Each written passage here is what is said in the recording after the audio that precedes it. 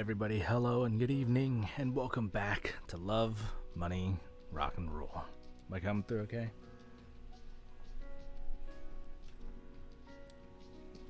Sweet, and yeah, you wanna be on my good side? Give me some city pop. We'll be good friends. All right. Love, money, and rock and roll. All right, let's get back into it. Where we last left off, things went pretty much sideways. Catherine kept trying to hang out with us for whatever freaking reason. I think it's Tori just to freaking screw with us in not the good sense. And Himitsu ended up like catching us and well, not catching us doing anything, but she caught Catherine in our house and completely went off the rocker. She almost ripped her face off. I would have liked to see that, but oh well. And now everything's just going bad. Alright, I was woken up by the officious ring of my alarm clock.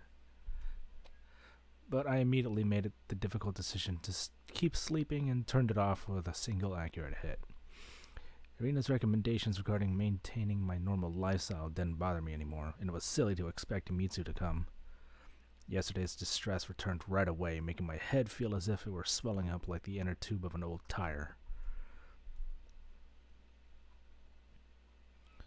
Woke up again at 11 o'clock, and as luck would have it, I felt rested and refreshed. I know that feeling. What is this? You went full.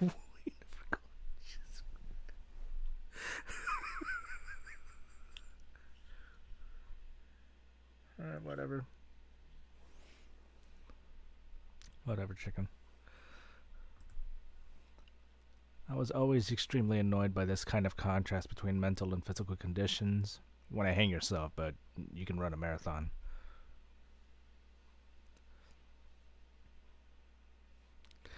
After forcing myself to take a shower, I walked to the kitchen. Turned out that Catherine and I had bought as much food as I thought. It was more or less just enough for breakfast. Over and over, I kept thinking about how Himitsu wouldn't come anymore. She wouldn't bring food or make a delicious dinner. And then it was time, at 18 years old, to learn how to take care of myself. I mean, earlier than ever. I didn't know if I had any... I don't know if I had really reconciled myself with the loss of Himitsu, but I needed to move on somehow. Besides, it would be great if I could buy some new plates to replace the ones she had broken. Yes, I know I laughed. The sunshine was friendly, but already autumn-appropriate cold, which didn't stop the people in the street from smiling and looking wonderfully happy. There was a child. What was there? Is the sound on? Okay, yeah, the sound's on. Okay, I can hear the railroad crossing. Here was a child with his mom laughing and holding a balloon string in his little fist. If I had 100 of those, I would have hung myself with them and flown over Tokyo for the sake of the world's entertainment. Well, that's dark. When you feel bad, others always seem to be doing much better than you. Half an hour later, I reached the office of my bank to withdraw some money. Sometimes I wish I would have been born either. Wished to have been born earlier and participated in the student strikes in the 60s to cast out the chains of capitalism and the righteous anger together with my comrades. They go for the Philly Bullies balloon. Jesus. But then almost every month I would come here and, with my head lowered, wait for a friendly clerk in a window to give me the money I needed to live. Well, that's how the noble intentions of another young guy were broken against the harsh cliffs of reality. Today, however, it seemed like the entire world is against me. The nameless clerk in his gray suit, with a theatrically concerned expression, informed me that my bank account had been blocked. I argued with him for a good half an hour, raised my voice, even shouted. It was all pointless. I was never given a reason why. It even took the help of the guards to get me out of the bank. Okay, I did look at another Let's Players kind of playthrough of this, and yeah, first things first, I am pretty close to finishing this, so we're probably gonna finish this tonight. Secondly, yes, Sad Keanu. Apparently, in a lot of these like backgrounds, there's cameos everywhere. I don't know what it is, but this is the one that he pointed out. I think there's another one that has a, I think there's a JoJo somewhere. I think it might be Jotaro. So keep an eye out for that.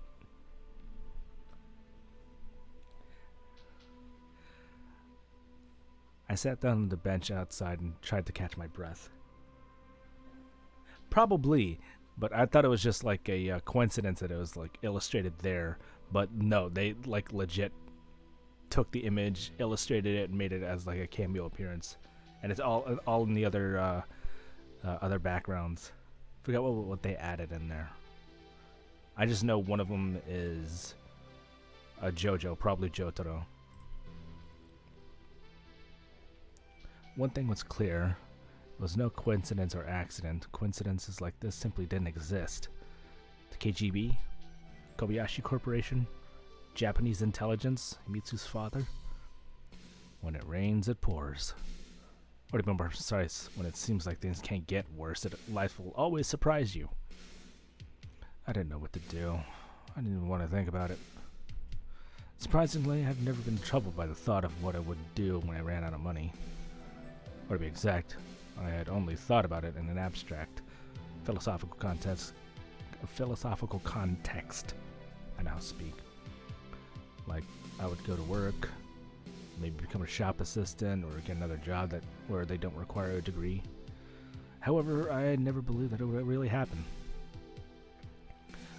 During this year and a half, my monthly visits to the bank seemed completely natural and unquestionable to me, even though any normal person in my place would have first asked themselves where the money was coming from. My father's bank account. Maybe, but this explanation only raised new questions.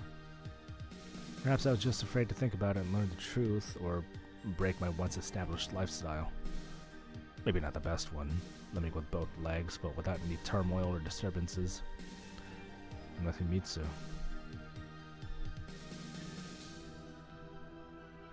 I was sitting there, dazed, for an hour, but eventually began to come to my senses.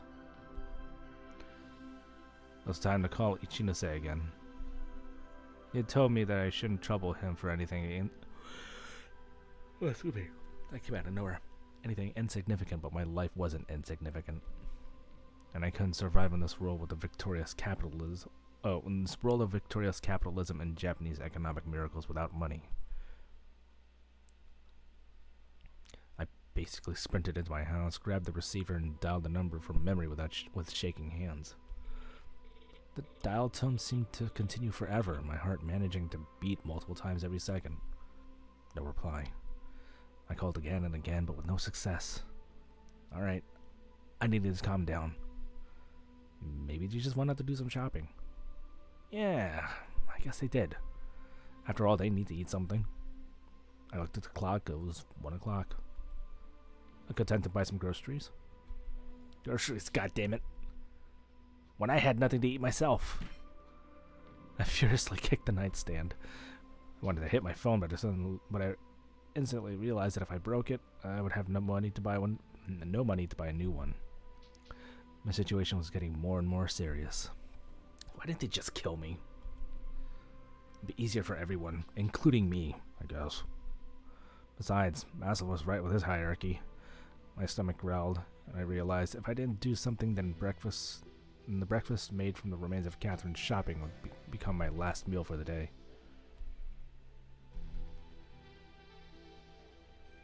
What's going on?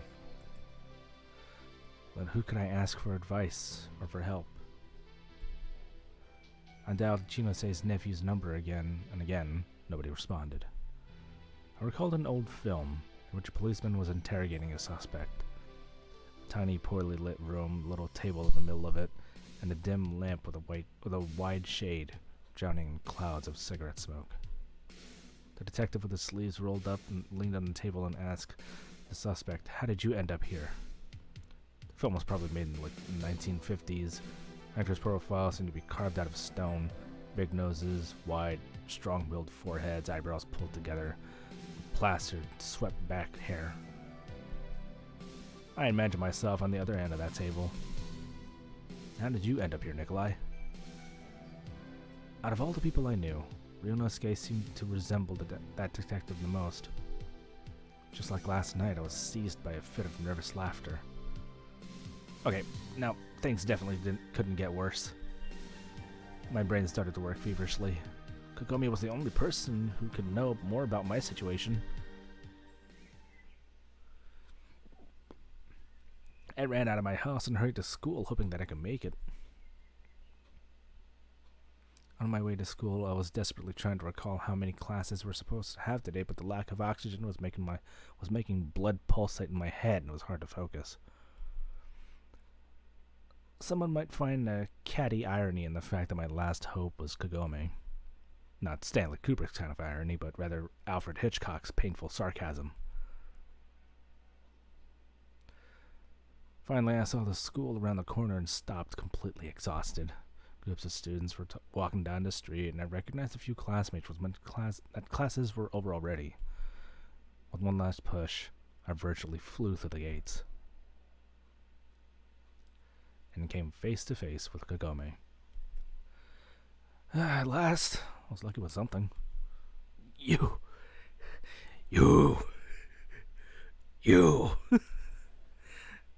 I was wheezing, desperately sucking air through my mouth. "Have you gone totally mad?"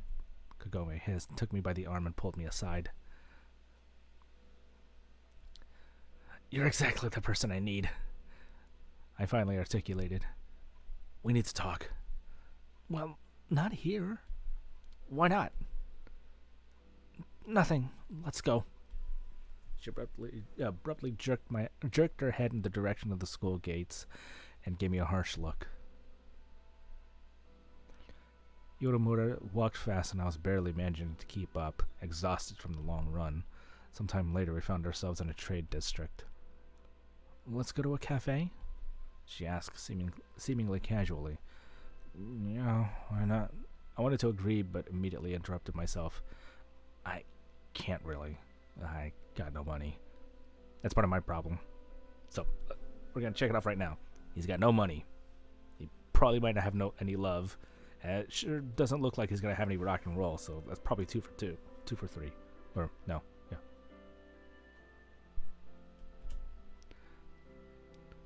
Kagome looked at me closely as if studying me, testing my reactions to stimuli like a lab rat. "You seem a bit different today." "Different?" "Well, more polite, I guess." She was clearly about to get angry, but smiled instead. "Well, looks like you really have something to say." We stopped by an electronics shop. "Just recently I wanted to buy a new TV, but I've been too stingy to." "And what happened to that stinginess now? When I was choked with hunger?" It was undoubtedly unpleasant to realize that the things normally available to me just yesterday had become a luxury. "Well, I'm listening. I hope you aren't going to ask me to lend you some money." No. Well, definitely not you," I thought to myself. Have you found out anything about anything new about our case?" "Our case?" Kagome's loud laughter sounded somewhat unnatural.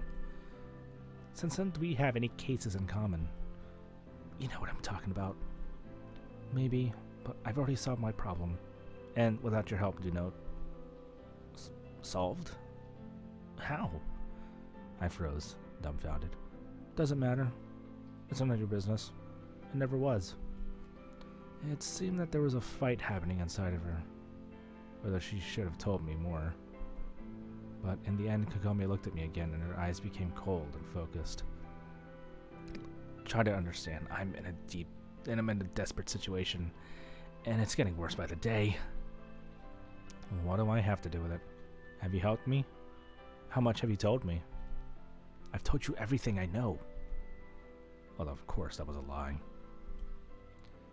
And it made me feel even worse. If I had treated Kagami differently in the past, who knows? You don't even believe what you're saying. I can see it in your eyes. Oh, so you're a mind reader now? I snapped at her. Well, nothing to talk about then? She sighed and turned away, preparing to leave. Wait! I said loudly and grabbed her by hand. Kagami started to shake. Don't touch me, she said quietly, but didn't try to break free. Sorry, I just have nobody else to turn to. It's true. I believe that, she replied quietly with her back turned toward me. But it doesn't change anything. I couldn't help you even if I wanted to. My arms fell impotently, and I know how to say that right.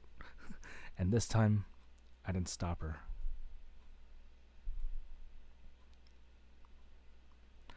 I was slowly walking home, and when passing the school building, I saw Michael. The light of hope once again lit up in the darkness of my life. Michael! He stopped and looked at me emotionlessly. Hi. I greeted him a bit too enthusiastically, coming closer. Michael merely nodded slightly. You're a bit late today. There was something I needed to discuss with the teenagers. I see. Did you want to talk about something? Yeah, you see, I've got a problem. My bank transaction got delayed, and I was lying shamelessly. Could you lend me some money? It's just until Monday, and then I'm gonna handle it. Nothing serious, just a little hitch, so to say. Michael gave me somewhat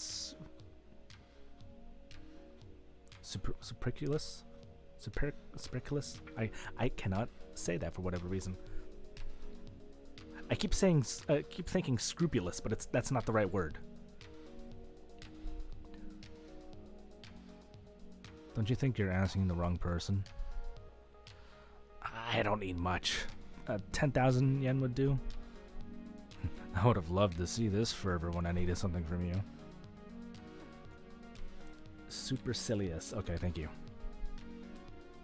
Catherine. Her again. Michael clearly had a crush on her, and I've been more or less telling him to fuck off with the smallest hint of a conversation on the topic. Yeah, I'm sorry, that wasn't really... I mean, I understand how I acted wasn't good, but it's really an extreme situation, bro.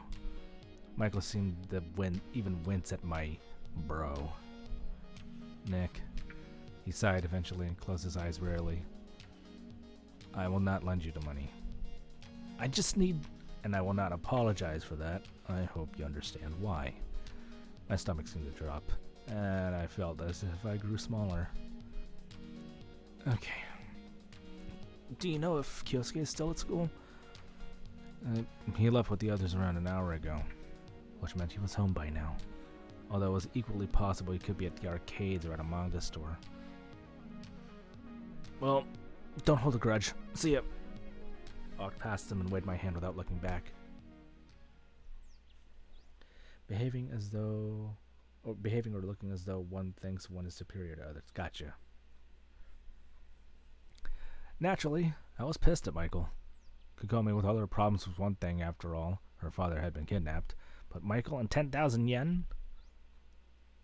It was barely a sum for him. Well, for me, it would have been enough to live for another week. Again, with his stupid principles and straightforwardness. I couldn't understand it all. First, he needed a kiss off in regards to Catherine. Green light, nothing more than that. And now what was that? Revenge? That was too banal and rude for a person like him. Maybe there was an educational element in all of this, but that was even worse. Wanted to teach me a lesson? Freak. Clutched my fist so hard that it became blue and ground my teeth. And immediately I felt disgusted with myself. I was ready to break the face of one of my few friends for a lousy 10,000 yen. To hell with Catherine and everything that happened recently. Is this really what I've become? On my own without any help from others? It was that period in Tokyo's weather when the season really started to stand apart from winter. Summer? Did I say that right? Summer. Why'd I say winter? Catherine's not on my mind. Just a couple weeks ago, 3, 4 o'clock would have been the middle of the afternoon, but now I could feel the evening approach. My only salvation was Kyosuke, so I reluctantly walked to his place. He's probably not home. My rotund friend lived really close to our school. I would have been surprised if that hadn't been the case. Couldn't imagine Kyosuke jostling in a crowded train carriage every day. His family lived in a relatively elite apartment complex by local standards. His mother was a housewife, while his father was some kind of government official. They weren't the richest family at our school, but definitely no match for the Kobayashi clan, which is one of the things I liked about Kyosuke.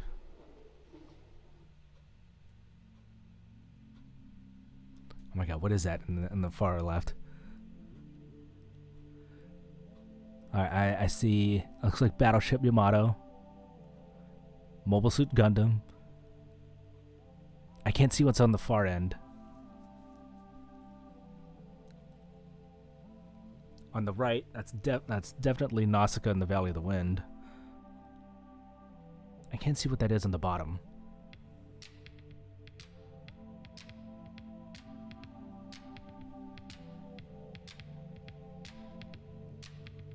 Hang on,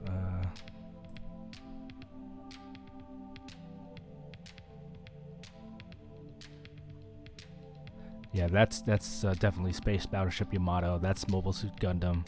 I can't tell what that one is. It's hard to see. That's Nausicaa. I don't know what that one is.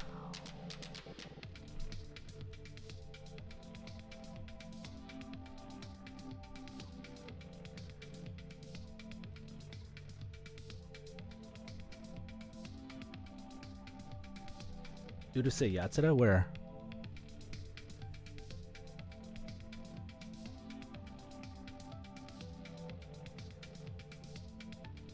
Oh, this one?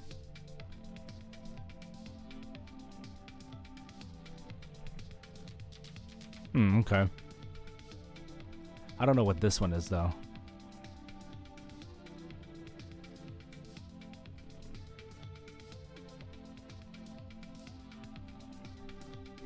Looks like it might be some kind of like Sentai. Maybe Ultraman or something.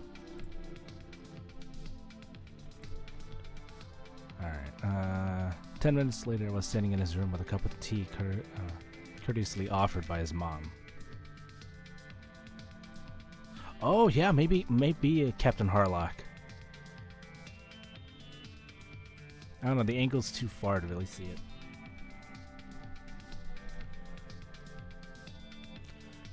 As it often happens, she was setting me as an example to Kyosuke, sincerely believing that I was more hardworking and generally better socially adapted. What a naive woman. Kyosuke himself had naturally always reacted painfully to these comparisons, but never blamed me for them. His room looked like the lair of a true otaku. Posters on the walls, manga and videotapes on the shelves. Despite the fact that his mother cleaned here regularly, nothing seemed to be in order. Hey there. What are we gonna do? It seemed that Kyosuke was genuinely delighted to see me. I have something to discuss. But to ask him for money like that without any preamble, it did work with Michael. I've been really busy recently and I can't find the time to go to school.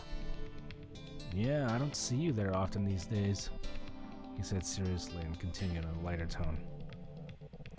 You'd never believe what Kurosaki did. That seemed to be the name of the guy whose face I punched at the school gate. Seemed to have happened so long ago, as if in another life. What? I asked out of politeness. He came to school totally drunk. Even I've never done that. Yeah, that's what I'm saying. I wonder what the principal told him. They say he might get expelled. Well, he probably deserves it. You don't even know who Kurosaki is, right? Kyosuke squinted slyly at me and leaned at the flimsy table with his whole massive body. Well, I know. Of course I do. However, I couldn't stand looking at him in the eye and looked away. Okay, Nick, tell me what's up. You're a shitty liar anyway. I've got a problem with my banks. Just a little thing. At the end of the month, they're flat out, you know. They have some sort of glitch in their system, so I couldn't withdraw money from my account. Judging by Kyosuke's look, I could see that he understood nothing. Anyway, can you lend me some money? I summed it up in a more serious tone. This isn't the best time, Nick. It's the end of the month for me, too. I'll get my pocket money next week, but I still wanted to buy some tankobons. Kyosuke, damn it, I have nothing to eat and you're still talking about your manga? What? It's that bad? You look genuinely concerned. Yes.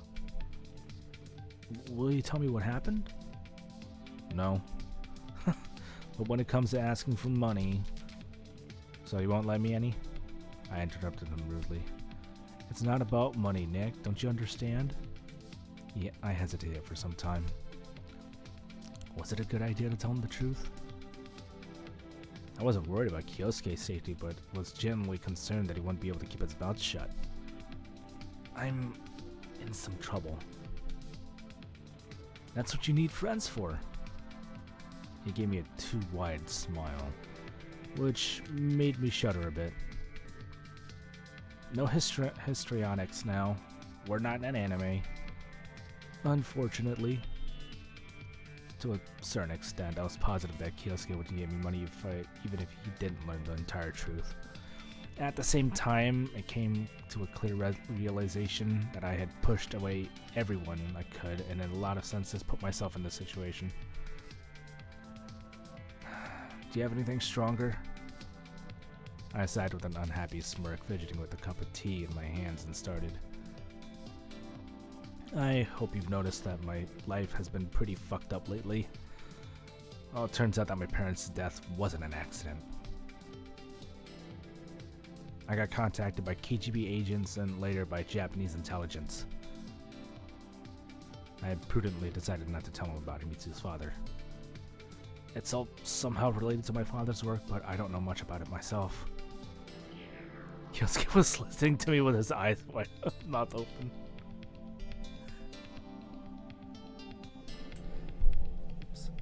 Suddenly, his face brightened as if he finally realized something important. The corners of his mouth went up, and he squinted happily. Are you and Michael trying to play a trick on me? Did you think I would buy that so easily? No way. God damn it, Kyosuke, you don't joke about this stuff. I smashed my fist down on the table and the tea got spilt all over the place, covered magazines that lay on it. Sorry, just be a bit more serious. That's just like one of my Japanese animes. That's how I did. I should have voiced him to be like Otacon. I took some napkins and started to wipe the table. So, what are you gonna do now? Seeing that he finally figured out that I was indeed not doing well. Well, for starters, I could eat something. Well, I can help with that, I replied confidently.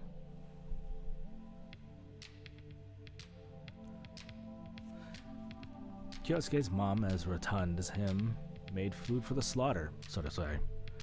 One of her standard portions would do a normal person for several days.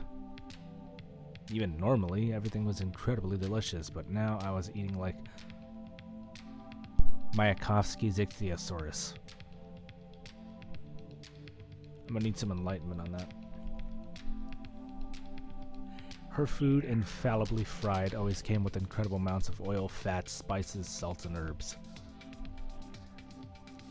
Kyosuke himself was eating so actively he was sweating. After we finished the celebration of hedonism, we returned to his room. I was saying in a half whisper, I couldn't even breathe normally. If I lived here, I'd end up having a heart attack. Leave off. Alright, back to our talk. His face instantly turned serious. Are you in danger? I don't know. I guess so. Question is, what kind of danger? I didn't want to scare Kyosuke too much, given he was impressionable enough already. I don't think they want to kill me, otherwise I'd be long dead. But ruining my life is another matter. Well, maybe you could go to the police? Yeah.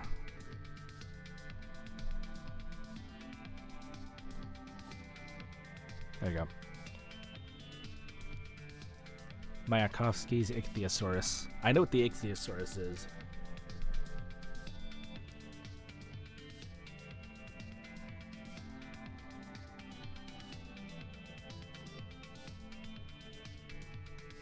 Back when I was just like really into dinosaurs, I looked this one up. It's like a, it's almost like Nessie, kind of. Think of it that way. What's the? I don't know. Would it be a plesiosaur? No, that's I'm thinking of the wrong thing. Anyways.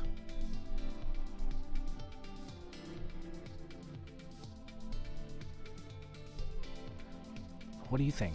Provided that Japanese intelligence is involved? Yeah, right. He bit his lip and started to think. Seems it's a poem? So, what about... yeah. Kyosuke began to fuss about and picked up a wallet from the table. I don't have much here, that's all. He gave me a thin bundle. I started to count. If you want, I can ask more from my mom. I can come up with an excuse.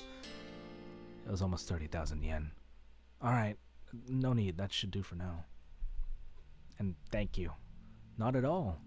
If I can help you with anything else, just let me know. Definitely. And, Nick?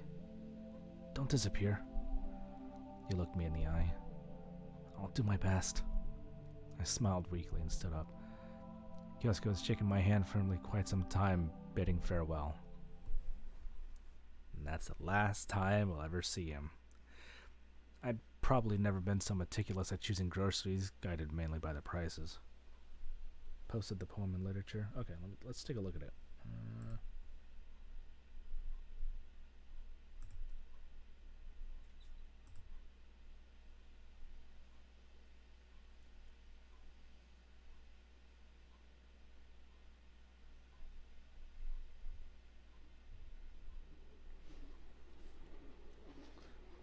Vladimir Mayakovsky, anthem by a scientist. Population of the entire empire, people, birds, centipedes, by the stubble, by the feathers, with desperate curiosity hanging on the window. And the sun is wondering, and April yet, even interested in the chimney sweep of black. What an amazing, extraordinary sight, the figure of a famous scientist. They look, and not a single human quality, not a man, but a two-legged impotence, with his head bitten clean, on warts in Brazil. The eyes of those who ate, like the letter is pathetic. So must have chewed an endangered ichthyosaur, accidentally hit the jaws of a violet, spine curved like a stunner. But should a scientist think of a trivial flaw? He knows a well-written Darwin. We are only descendants of monkeys, and the sun will shine upon the earth like a small festering wound and hide on a dusty shelf where he is sitting on a bank. A gift's heart evaporated in iodine, a fossil from last summer, also on a pin, something like the tail of a small comet. Sitting all night, sun because of the house, he was once again offended by the human condition, and down the sidewalks cooking again, actively go to the gymnasium.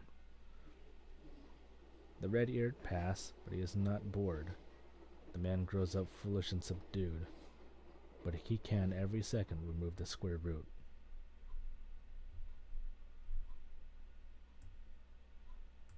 Well, that's interesting.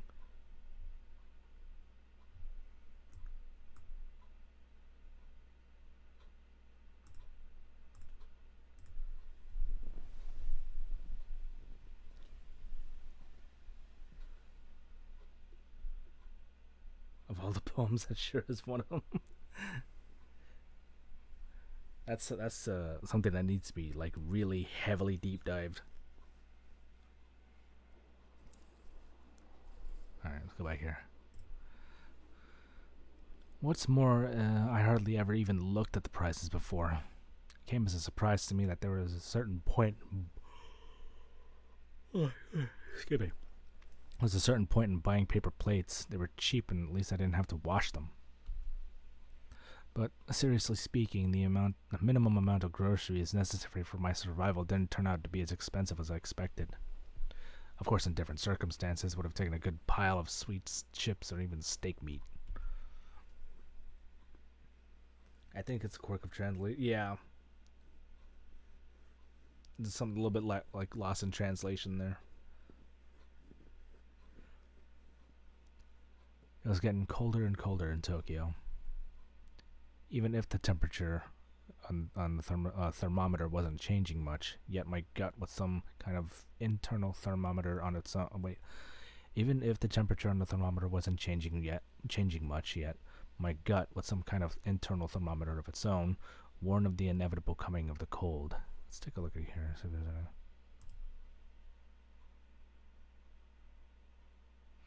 just to see if there's a cameo somewhere. I could probably think of this being Haruko's Vespa, but that's about it.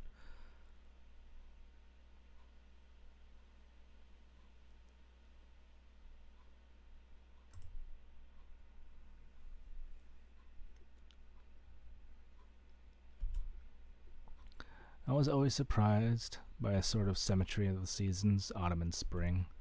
September much resembles May, while November is closer to March, although there are many differences in their mood. Spring is a time of new hope, while autumn is a sober period for wise thinking about life. Or useless introspection in my case.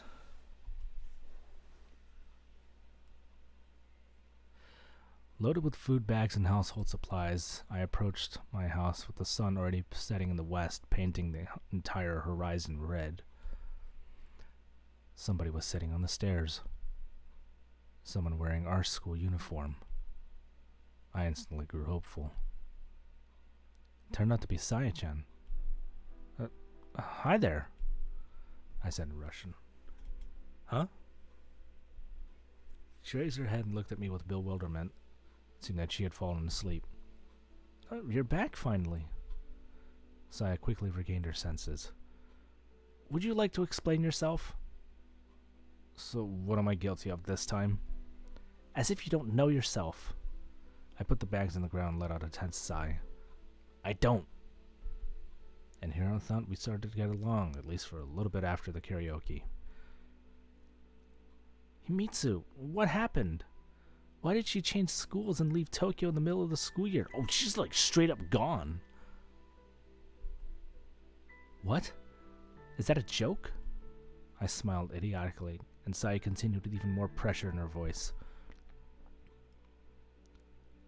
You want to tell me you don't know?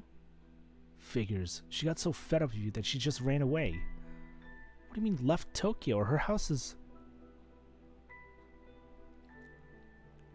Turned around and looked across the road. The lights are off, and it seemed that nobody was home. I instantly recalled yesterday's noise, Ryunosuke's shouts, and the squeal of tires of a departing car.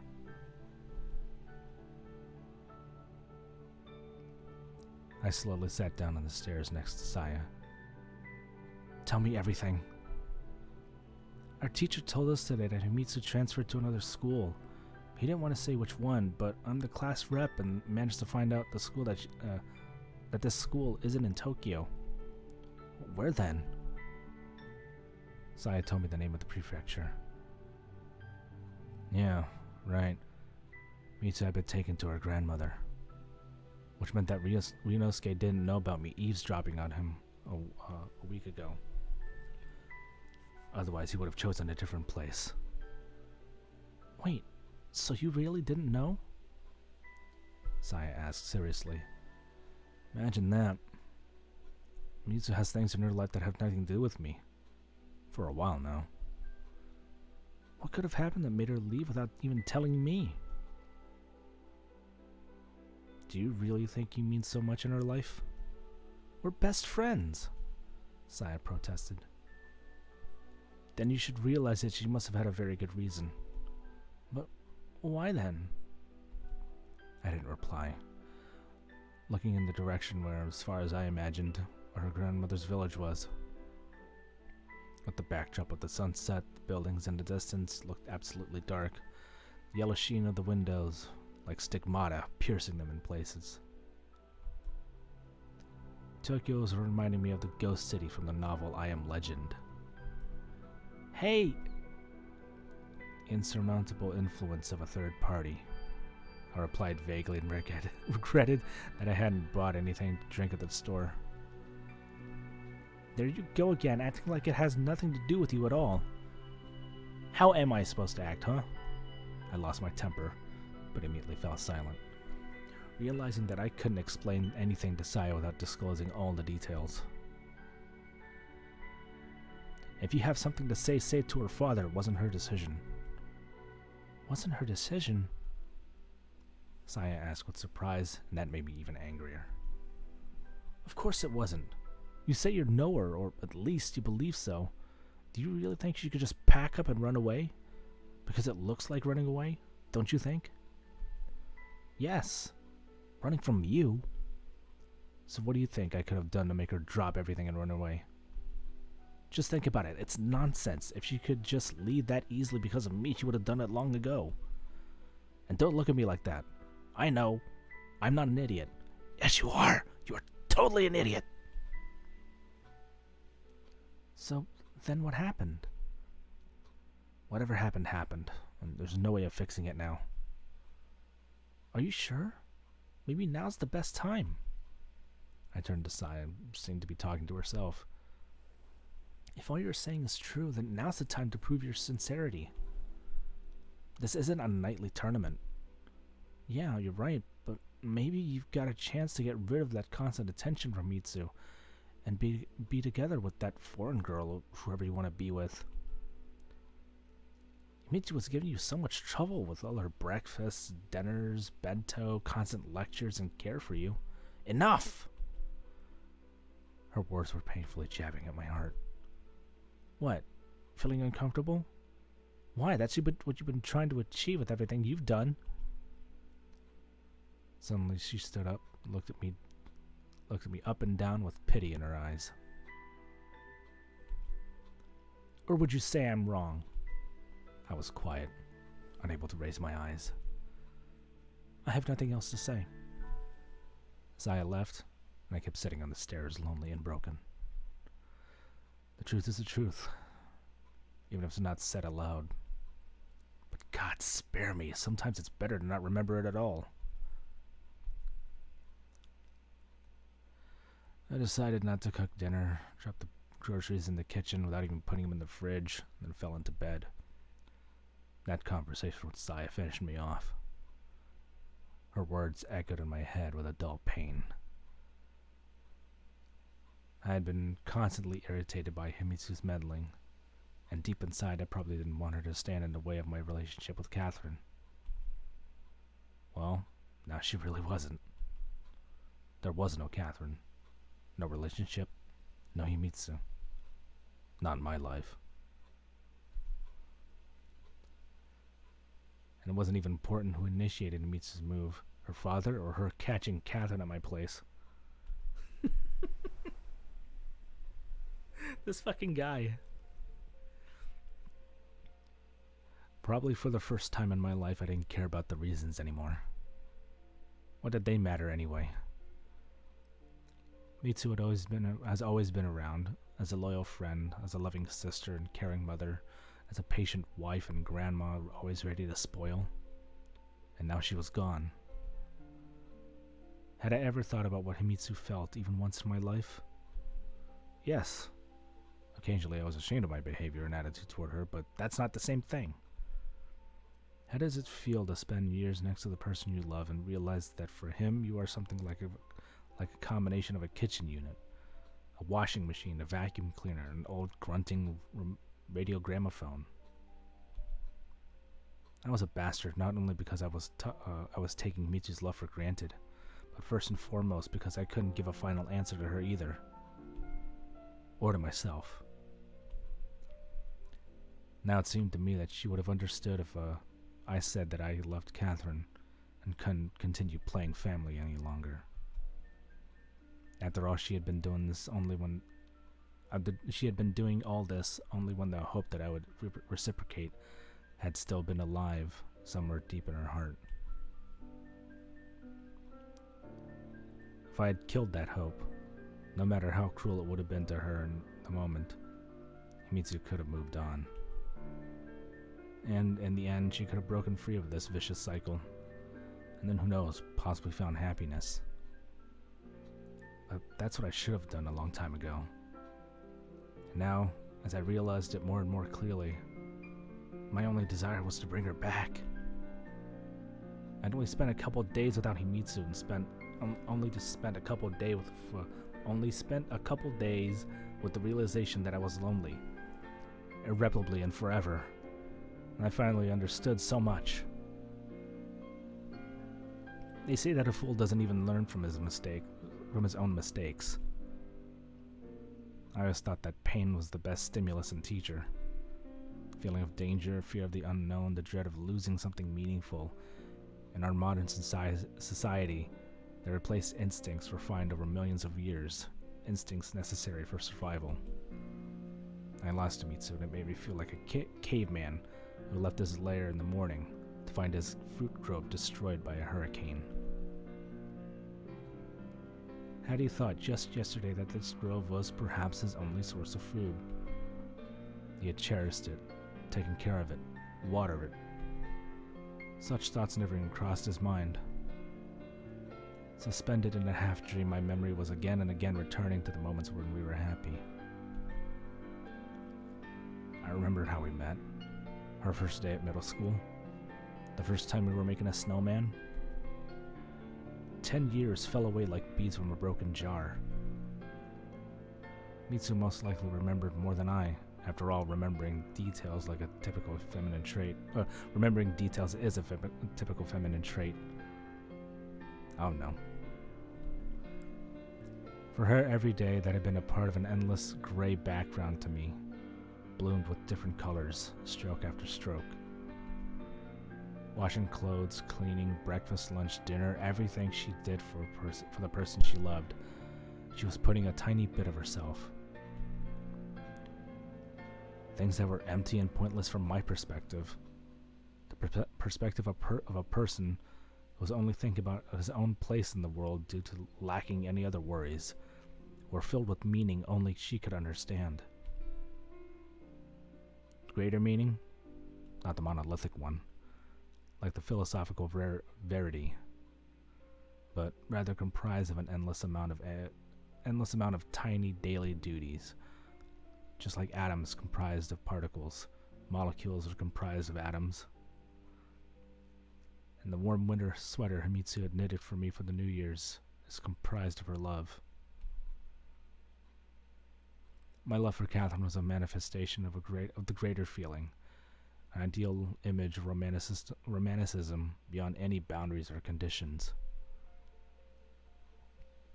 That love looked at the necessity to buy groceries, cook, wash dishes, and iron shirts with condescension. It was a self-centered concept, a neutron star, accumulating in a tremendous amount of energy inside. It didn't and couldn't understand daily routines and worries. It despised the thoughts of the practical, the earthly.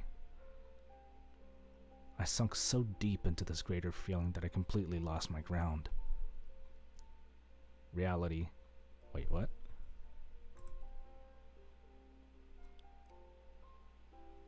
Okay, there was a comma there. Reality and just floundering in the air, unable to stand on my own 2 feet. Moreover, that love was doing perfectly well without a real object. After all, I loved the Katya from my memories, not the Catherine who once again entered my life 3 weeks ago. That love was disgusted by the very thought that its existence was based on a bodiless phantom, an ideal image. The purpose wasn't the result, but blech. The purpose wasn't the result, but the process, and its fruit was suffering. And how a writer loves his unfinished book, how a painter loves an incomplete painting. Loves and hates at the same time, and after completing it, putting down the final dot or making that last brushstroke, lets it go, all covered in his or her blood and sweat. The piece will live its own life through the perception of each spectator, while the creator will remember how it was in the process of creation. A grain of an idea in its conception, an empty canvas at the beginning. It will remember all the pain and suffering that were required to let it go in the end, and trust other people with it. Some can only make one great masterpiece in a lifetime. For me, that masterpiece was still my love for Catherine, and I was stubbornly refusing to notice the base of my colossus was. With ever greater effort and necessity supported and strengthened by the quiet, obedient, and eternally loyal love of Himitsu. Perhaps it was time to complete my masterpiece. Not to forget, no. Something like that is unforgettable. But to let it go, retaining the best memories of it inside, finally return to the sinful earth with its little problems, to find myself again, to once again meet the one who has always been around and move on together, choosing one of the many paths forward. I cried. But those were not tears of sorrow. I was crying because of happiness, and a new feeling was flowing down my eyes, as if my heart, beating 100 times faster, was purging overheated cooling fluid. Perhaps this love wouldn't be described in novels, become a muse for poets, or find its honorable place in textbooks dedicated to philosophy.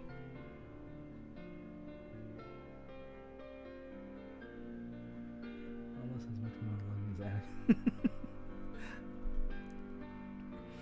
But for me, it was no less important than the love I had just let go, because without it, I would have never realized what really mattered to me in life.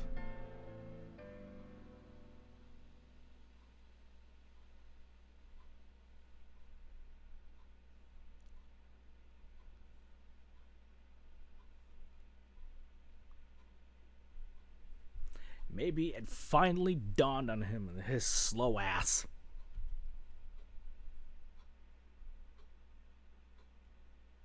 At least here it's an actual introspection, not philosophical masturbation. Oh god, that's a quote right there. I woke up with a heavy head, feeling like I'd been on a drinking spree. But the physical condition matters so little. I was always more occupied by global issues, hardly ever thinking in terms of days or weeks. But now, when all I had left was a couple thousand yen, I had to learn how to live with the present again. I washed myself, made breakfast, ate it, washed the dishes, started thinking, perceiving the Saturday silence in my house somehow new. Maybe I could sell it. I didn't even know who it was registered to. It was unlikely I was listed as a proprietor. They say Russians are wise in hindsight, and indeed, the longer I thought, the more I started to understand. Answers came from nowhere, giving birth again to questions I had been waving off before. How could I have been so naive? Sure, I could drop out of school, find a job. I would most likely have enough money to survive, but would it really be a life? Would it be what my parents had wanted from me? Parents. After all, I had other relatives. I dashed to the hall and started feverishly flipping through the pages of the phone book. Here it was. My grandparents' telephone number in the USSR. During the funeral, they kept asking me to come back with them, but at the time I couldn't even imagine how I could abandon everything here and go to a country I only remembered as a drawing in a children's book. The unfamiliar dial tone of an international call. Hindsight is 80-20. I wondered what time it was there. Depends on where. The time difference shouldn't be that bad. Then familiar repeating beeps. Maybe I dialed the number wrong? However, the same thing happened second and third times. What was I doing wrong? They're probably dead. I definitely used to talk to them using this exact phone number. After a few more unsuccessful attempts, the feeling of powerlessness became unbearable. I immediately remembered my thoughts the day before. Thoughts about Himitsu. Would I really have to let her go forever? Fly thousands of kilometers away without any hope of seeing her again? But that would be better for everyone. That would be better for her. True love is first and foremost about caring for the happiness of the person you love. And that new feeling of mine would mean nothing if I was willing to put my desires above her safety. Mitsu would be better off without me. My phone, having persistently ignored all my attempts to connect to the USSR, suddenly rang by itself. Hello? After a pause, I decided to take the call. Shino-san has ordered delivery to the same address. A stranger's voice told me from the other end. You've got the wrong number. I barely managed to reply. So that's where Ichinose disappeared when I needed him. I didn't even find it suspicious that the call came during the day. I quickly got dressed and ran outside. Ryunosuke had made it clear Japanese intelligence were no longer interested in me, but unfortunately they weren't the only ones I had to worry about. So I couldn't abandon caution. I wandered around for about an hour trying to lose any possible tails.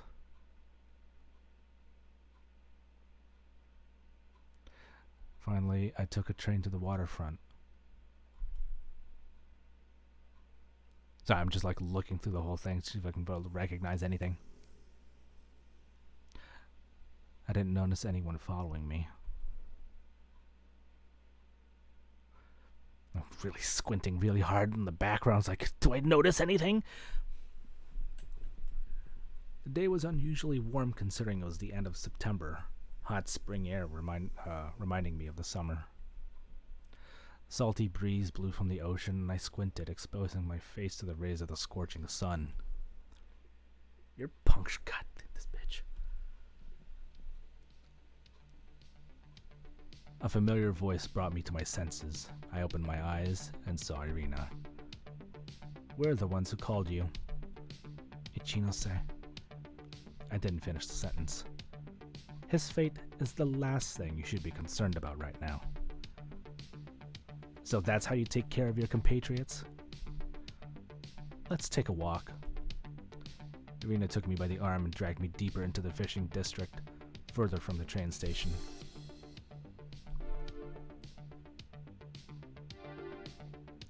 Shall I remind you that you're still a citizen of the USSR? I don't care about your sophistry. Did I say that right? Clever words. Don't forget that you were born in that country. So what? She showed no reaction to my rudeness. So why am I here?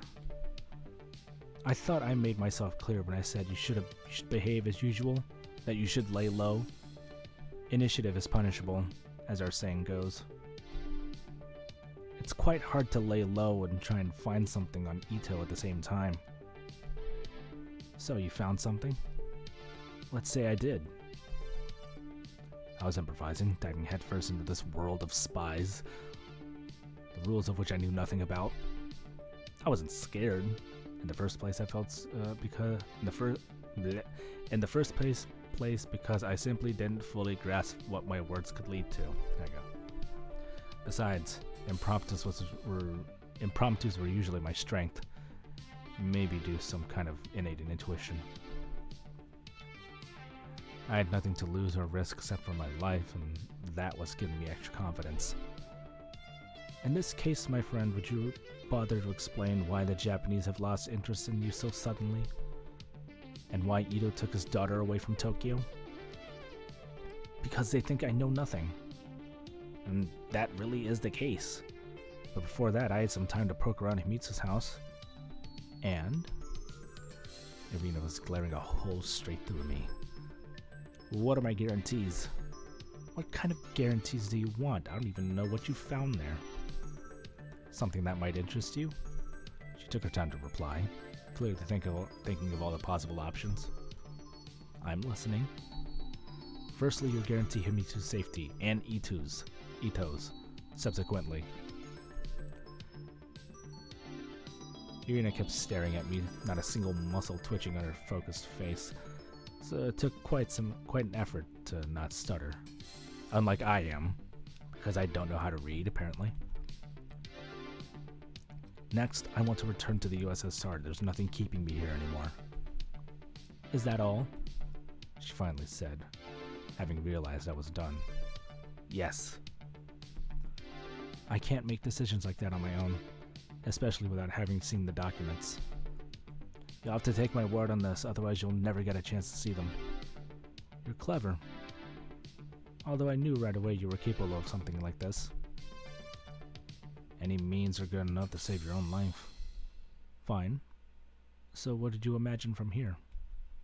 That was something I hadn't given much thought. Let's say I will give you the documents at the plane ladder. What? Don't want to take a ferry to Vladivostok? A joyful spark appeared in her eyes, just like back then at the bar. You have no documents, never did, and you are of no value to anyone anymore. Neither to us, nor the Japanese. So the only advice I can give you is to not try and contact the USSR anymore or bother Ito. Just live here like all Japanese do and forget about everything that's happened. And consider it a gift from your motherland and me personally. It would have been much easier to get rid of you. A lovely gift indeed, but I've got something for you as well. Thank you, Chinose. Soviet 4th generation ballistic missiles, ring a bell? I stared triumphantly at her, raising my head a bit to look taller. Irina clearly had a hard time keeping a straight face. Perhaps, she said abruptly and stopped at a bench. I kept observing her gestures, movements, and facial expressions. It seemed that I actually had something I couldn't have learned by myself. Something that made her really interested. But she was afraid to show it. Let me know that I acquired an ace. I need some time to discuss everything with HQ, she said coldly and took a seat. Wonderful. I could use a break as well. I take it you're not tapping my phone? She nodded. In that case, when I call my parents again, that will be the signal. I mean, I'm ready to continue our conversation. Irina raised her head and smiled unexpectedly.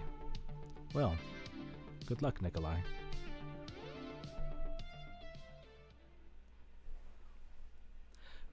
Once in the station, I was hit with a cold sweat. The unexpected courage I had when talking to Irina evaporated at once, leaving behind only fear and slight panic. Of course, I had no choice. I could have remained silent, agreed, made peace with it, and forgotten. But I decided to take a risk and put everything I had at stake. My own life. The stakes were this high because the KGB clearly wasn't going to tolerate such deception.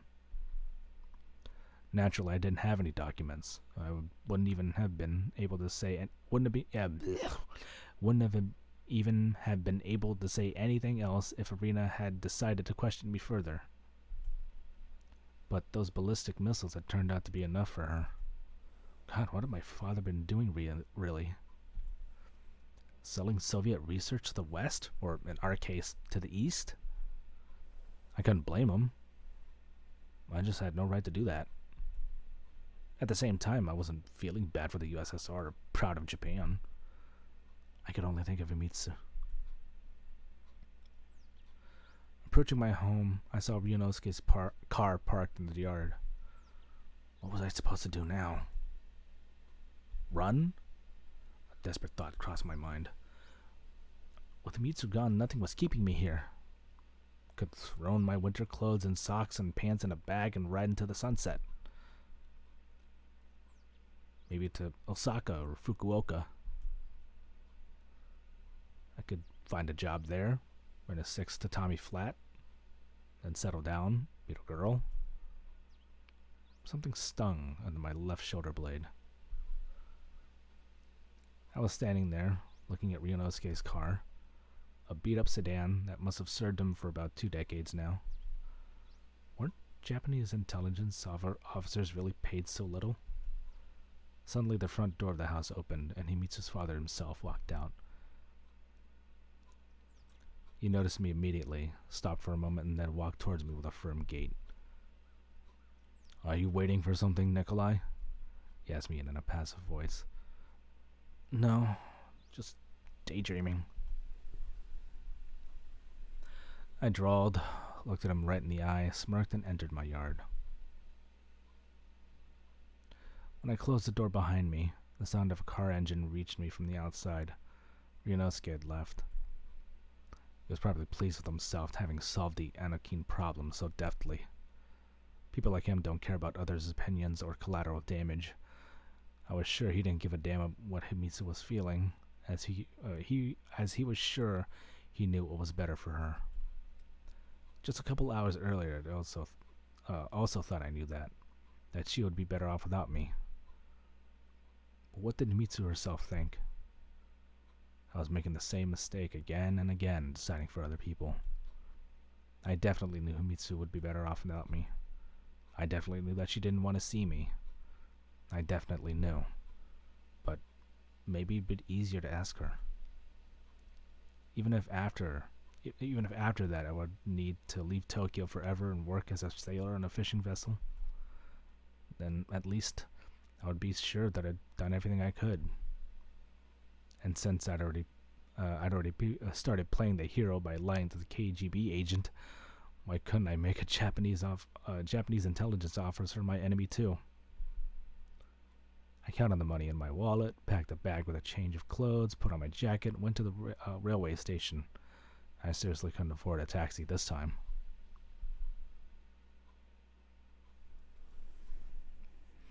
You could write an entire book about the Japanese railway system. The metro, the commuter trains, the Shinkansen. You could get wherever you wanted in the least possible time. After reaching Shinjuku, I got off the train and stopped, perplexed. Hundreds of entrances and exits, dozens of railways and platforms, thousands of people walking around. This whole human anthill was pressing down on me without any chance to join in. I had only been here twice before, and never could understand how Japanese people were able to orient themselves in this labyrinth of concrete, steel, and glass. As a foreigner, I felt that at some point, Japanese engineers had completely lost their connection to reality and sacrificed common sense itself to functionality. It's a challenge to figure out Tokyo's transportation system without a college degree.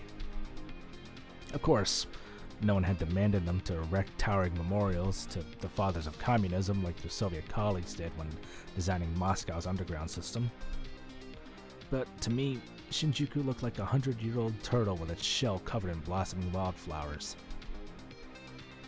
One layer lay atop another, lines connecting to each other, ending, starting, and the passages, endless passages, stairs and escalators going up and down. Was it really necessary? And how is this different from socialism? Ensuring convenience for many at the price of many inconveniences for each individual. It must have taken me no less than 3 hours before I managed to figure out which line I needed to take, bought the ticket, and boarded the train. Evening was drawing near, and apart from me, the train car was only occupied by a young mother with a little girl of 4 years old or so. The girl was constantly whining, stomping her feet, jumping on her seat, and shouting so loudly that my head started to hurt. Mitsu always said that she loved children, but at that moment, I couldn't even imagine that one day we would have a similar chaos generator of our own. We would have. I muttered and smirked. "Mommy, look at this weird uncle!" The girl shouted immediately. "Oh, please, calm down. I'm so very sorry." She blushed heavily and lowered her head in apology. Oh, the girl's making fun of him? Weird uncle. My foot's falling asleep. Chaos. Well, they are. Kids are a full-on chaos generator. At least for my two nephews. Anyways, I gave a slight smile in response against looking out the window. This train was going to the capital of the neighboring prefecture, a relatively small distance by Japanese standards, so it was stopping at every station on its way. We had long left Tokyo and was slowly passing through small rural stations one after another. In the distance, a road mirrored train tracks, the one I had used a week ago to get to Mitsu's village. Good they didn't call him Fully Gaijin. It's only a matter of time. I'm pretty sure it might have been called that some time ago. It's surprising how the same landscape looks completely different from a car's windows and a train's. Maybe it was because of the speed. Unremarkable settlements were slowly passing by. Sleepy and deserted. Apparently Saturday evening wasn't the most popular time for traveling. Conductors passed through the car occasionally, and vendors pushed their merrily jangling trolleys with food and beverages.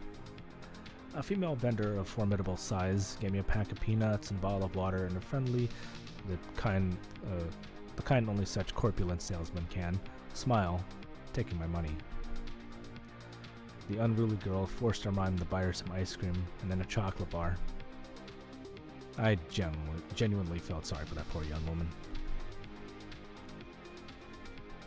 She looked like she could have been 17 or 18, but I figured that she must have been 5 to 7 years older. In any case, she would have had to a child when she was 20. I was going to be 20 in 2 years. Entertaining arithmetic.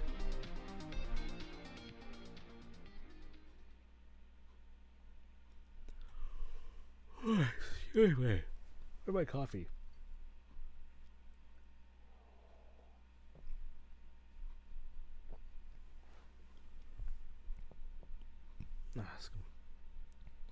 When the train slowly, as if it didn't really want to, stopped at the station I needed, the entire sky was covered with stars, as if somebody spilled sugar onto a black cloth. How brightly they were shining here, in the countryside, without the light pollution of Tokyo. It felt as if I'd found myself in a totally different world.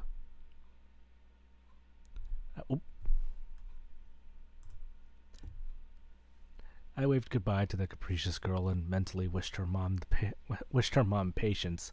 The girl stuck her tongue out at me in response and made a grimace. Didn't think I'd be back here so soon. I sighed and walked out of the station. Just like many cities in the Soviet Union were built around factories and enterprises, numerous Japanese cities were built around hot springs. Thousands of such sleepy towns scattered across the entire country exist solely because of domestic tourism. Onsens aren't the most popular entertainment among foreigners. Ryonosuke had to be in Tokyo, and more importantly, he seemed confident that I had no idea where Hiromitsu was, so I had a real chance to talk to her. He couldn't have set up guards for his daughter after all, although I could expect anything from this Anne. Despite everything, I was full of determination and confidently walked to the house of Famitsu's grandma. A huge crescent was hanging in the sky. courteously illuminating the path together with brightly shining stars.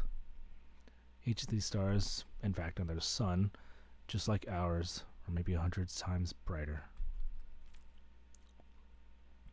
And these inhabitants of other planets could be looking up into their violet or green sky, seeing the dim spark of our sun as it was flying at incredible speeds across the emptiness of the far corner of the galaxy, pulling our Earth along. I doubted they were troubled by the same things I was, and most likely the biochemistry wasn't carbon-based, so they physically couldn't experience love. So are we really getting into this? You've got better things to do than to think about this. Was I thus acknowledging that love is merely a chemical process and a reaction of hormones in the body? This fucking guy. The lights in the house were on. I stopped. All my determination seemed to disappear to them at once. I hadn't even come up with the words I was going to say. After catching my breath, I slowly walked to the door and knocked. After some time, I heard slow steps coming from inside the house, as if someone was dragging something along the floor. "Coming!" An old woman's voice sounded, and soon the door opened. Good evening." I recognized Mitsu's grandmother. Since our last meeting, she seemed to have grown 50 years older, not 5. "Nico-kun?" She squinted her weak-sided eyes, but didn't look particularly surprised. Yes, I'm sorry for coming so late, but I know that Himitsu's here, and I really need to talk to her." "Himitsu? No, she isn't here." The old lady went silent, as if gathering her thoughts. "She and her father came a week ago, but today she isn't here."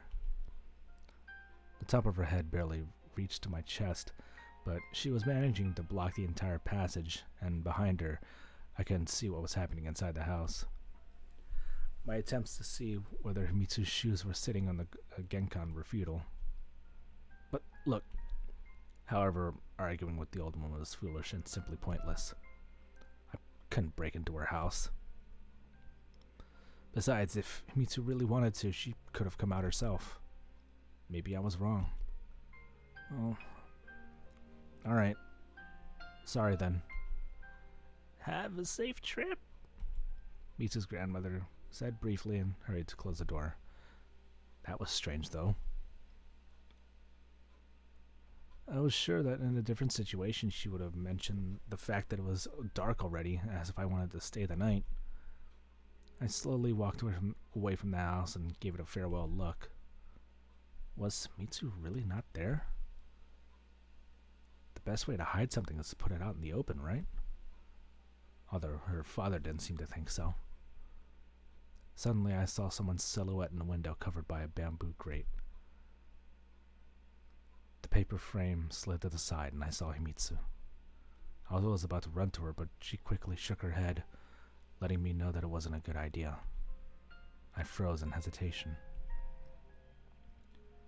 She was looking at me through the dusk of the autumn night with agony in her big green eyes. Then it became clear to me.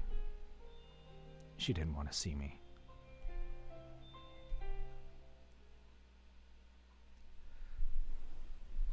I found a hotel to stay at after I returned to town. It was a typical ryokan. I've been to other ones before on school trips. I had to keep knocking on the door for quite a while before the sleepy host finally let me in. Then it took another 10 minutes to explain to her what I needed so late at night. Japanese people in rural areas wake up and go to bed early. Finally, she took me to one of those rooms and walked off to finish watching her dreams. Oh, that's a nice place. The hotel looked perfectly ordinary inside as well. I didn't know what I'd expected, or if I'd expected anything at all. Well, definitely not a suite. Simple futon was going to do just fine. In American movies, any hotel room was infallibly any hotel room infallibly has a minibar. I wouldn't refuse a luxury, but all I had was a jug of water. My head was treacherously empty. I could only see Mitsu's face before me again and again. Leave, it seemed to be screaming at me. So I'd come here for nothing? It was all for nothing? Shinjuku Station, the long hours on the train, the girl sticking her tongue out, even the sky full of stars. For nothing? There was something else in Mitsu's eye, but I couldn't grasp what exactly. It clearly wasn't anger, resentment, or even surprise. No, she wasn't banishing me, only letting me know it wasn't the right time. I plopped onto the floor and looked at my reflection on the dark TV screen. Its convex surface was distorting reality and showing me the room as frames of a silent monochromatic film. This odd reflection looked 10 years older than me. An unfamiliar alien, tired, haggard face stared at me with colorless eyes. The person locked on the other side of the screen seemed to have accepted his position as prisoner of a crooked mirror, and had accepted it a while ago. No one ends up like this right away. Was it really me? What did Mitsu really want? This question popped into my head again. Could she go against her father's will now, when he was so determined? And if she couldn't resist herself, there was no one to help me but her, or no one but me to help her. I knew that sounded silly and presumptuous. I went so far with my introspection that I imagined myself as her protector, brave knight ready to do anything in the name of love, the only person capable of posing the monster Ryunosuke Ito, no matter if it was silly and naive. At that moment, I was ready to do anything for the sake of love. So I decided to fight until the end.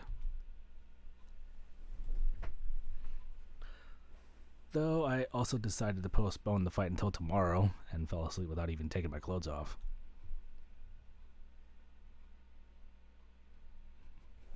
I'm going to fight in the morning.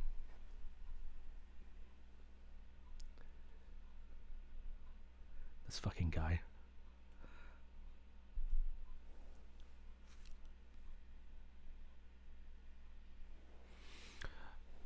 Morning in the countryside and morning in stuffy Tokyo are totally different.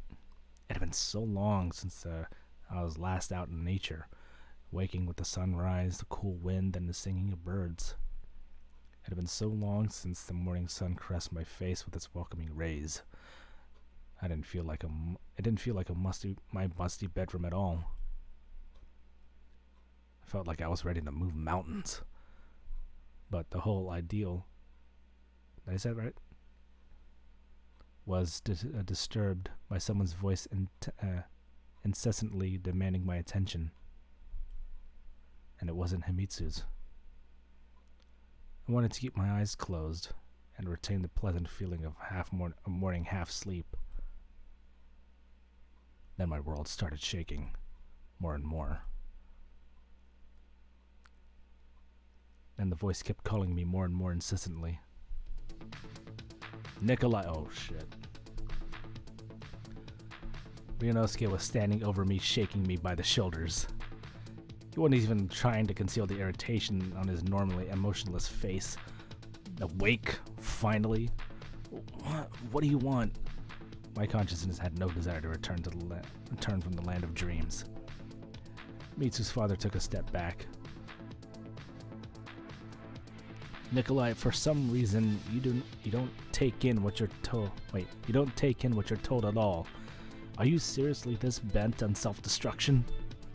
I got up in one motion, my vision blacking out for a moment. I thought I clearly told you that you and my daughter are done. But no. First I had to take her away from Tokyo, so now you're hunting her down here, is that it? I guess it is. I have a short reply. So what should I do with you? He threw his arms up in the air so casually it seemed like we were talking about a naughty puppy, not my life. His profession clearly required some acting skills, but in my opinion, Ryunosuke tended to go a bit overboard. Keeping quiet now? You should have thought of that before. Ryunosuke, what's this all for? I'm here, and so are you. And so is Mitsu.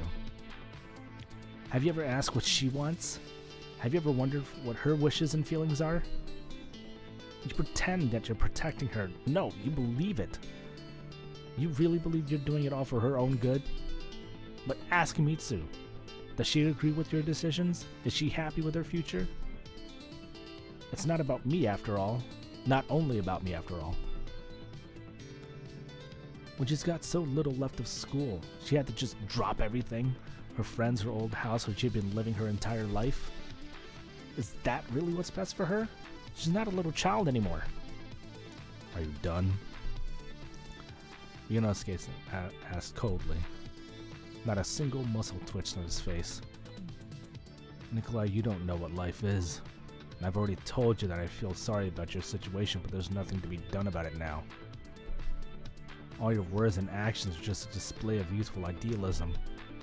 How do you imagine that the future of the son of a Soviet spy? Wait, how do you imagine the future of the son of Soviet spies and the daughter of a Japanese intelligence agent? There's your gaijin.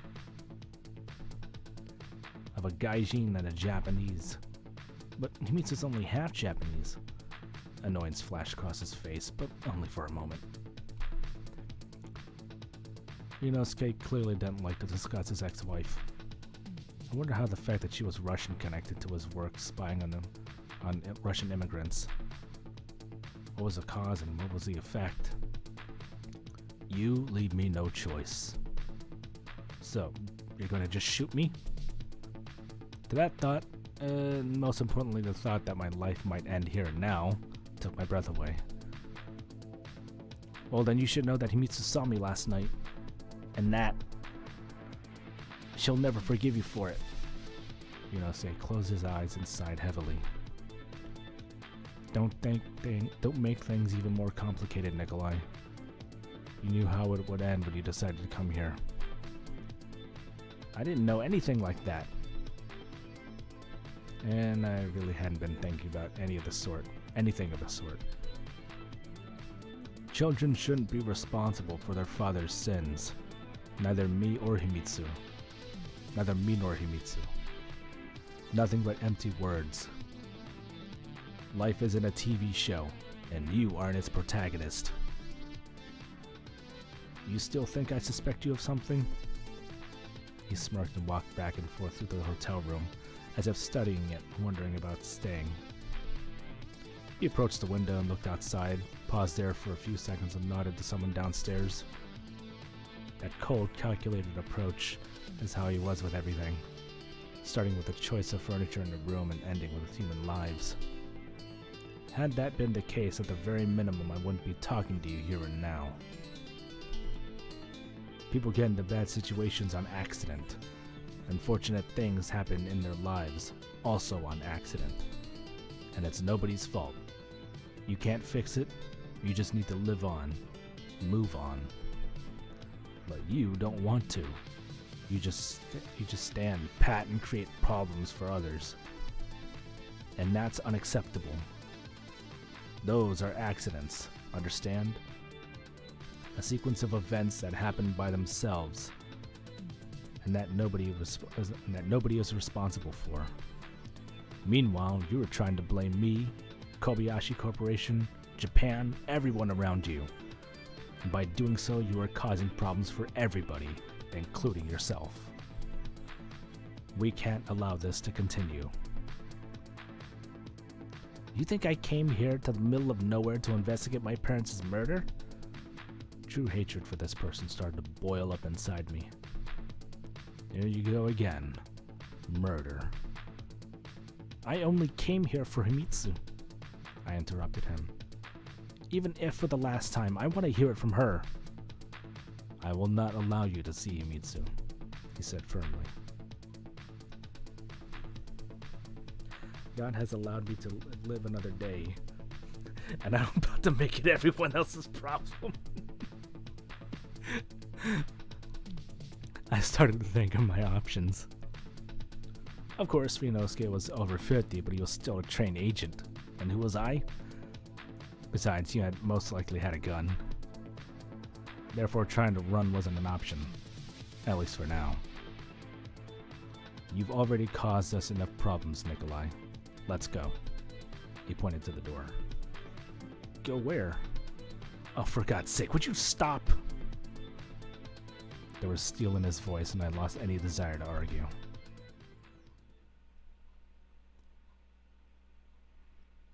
While we were going down the stairs, I couldn't stop thinking about Himitsu's anguished expression when she was looking out the window of her grandma's house. No, it wasn't a sign of despair. She looked more like a princess who wanted to be rescued. We walked out to the street. A black Toyota was waiting in front of the hotel. The brute in the driver's seat stared at me unblinkingly. Meanwhile, the town had already awoken. People went to bed early here, but also woke up just as early. Smiling old women in the street were walking the streets, smiling old men were opening their shops, and sleepy tourists were crawling out of their hotels. Perhaps I wouldn't win a fight with Ryunosuke, but there was no way he'd start shooting here and now. And I was quite confident in my sprinting ability. I'm sorry, Ryunosuke. He looked at me confused. Let's finish this conversation another time. And I broke into a run.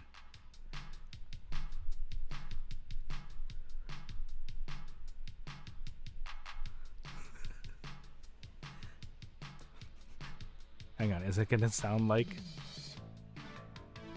Okay, I thought it was gonna start sounding like, And I ran so far away. The wind was whipping against my face, my lungs burned from the freezing morning air. The unfamiliar voice demanding I stop was becoming quieter and quieter. I didn't dare look back, couldn't even think about it. The sound of the car engine was getting closer. Oh, Jesus Christ.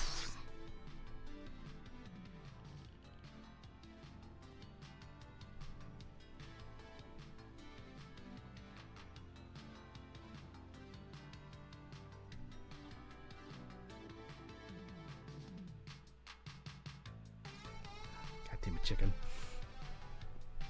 Anyways, the sound of the car engine was getting closer. I made a turn into a narrow valley between houses.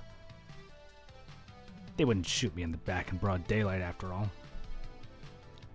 A resort town isn't the best place to chase your target by car.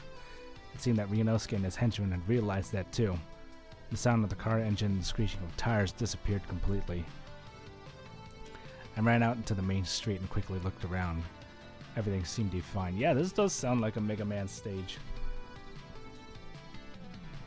I caught my breath and quickly thought over what I would do now. Since they couldn't catch me, they would first try to block my escape routes, which at minimum were the railway station and the hotel I could have returned to.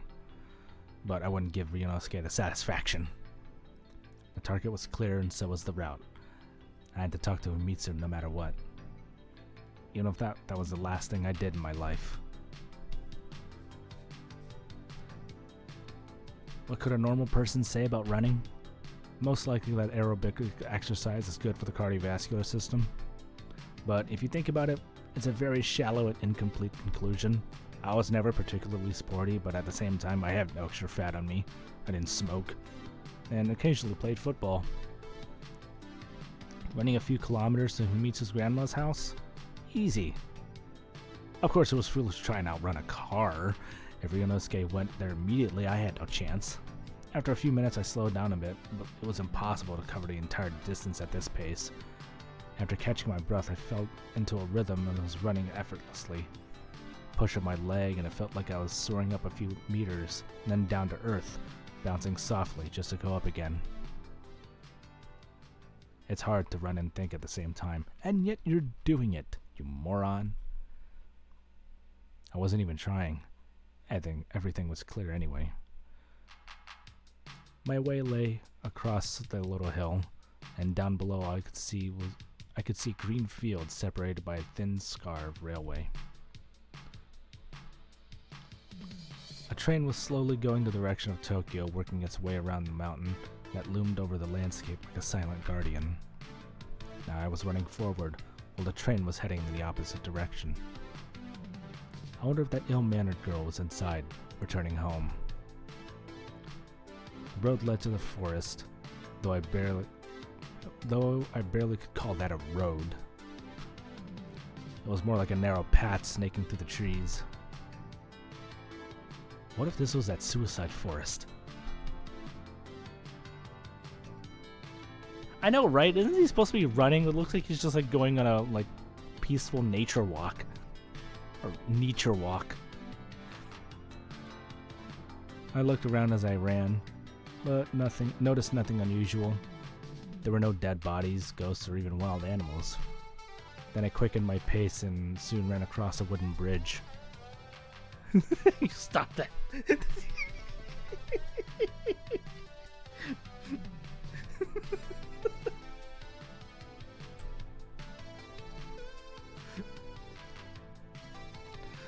The planks under my feet strained and squealed like an old man scolding children.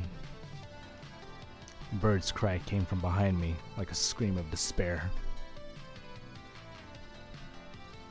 I tripped over a tree root and fell to the ground, seriously bruising my palms.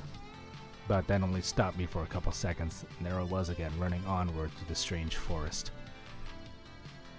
As if I were making my way through all the obstacles of life, leaving behind so many things that had been holding me back. The sun's rays were penetrating through the dense canopy of trees. I was sweating, and my sweat was rolling into my eyes. Salty, nasty, burning. Yeah, that's a terrible feeling. That's why I always wear a headband. I had to wipe them constantly, and was blinking so often that I felt like I was in a film by the brothers Lumiere, going 16 frames per second.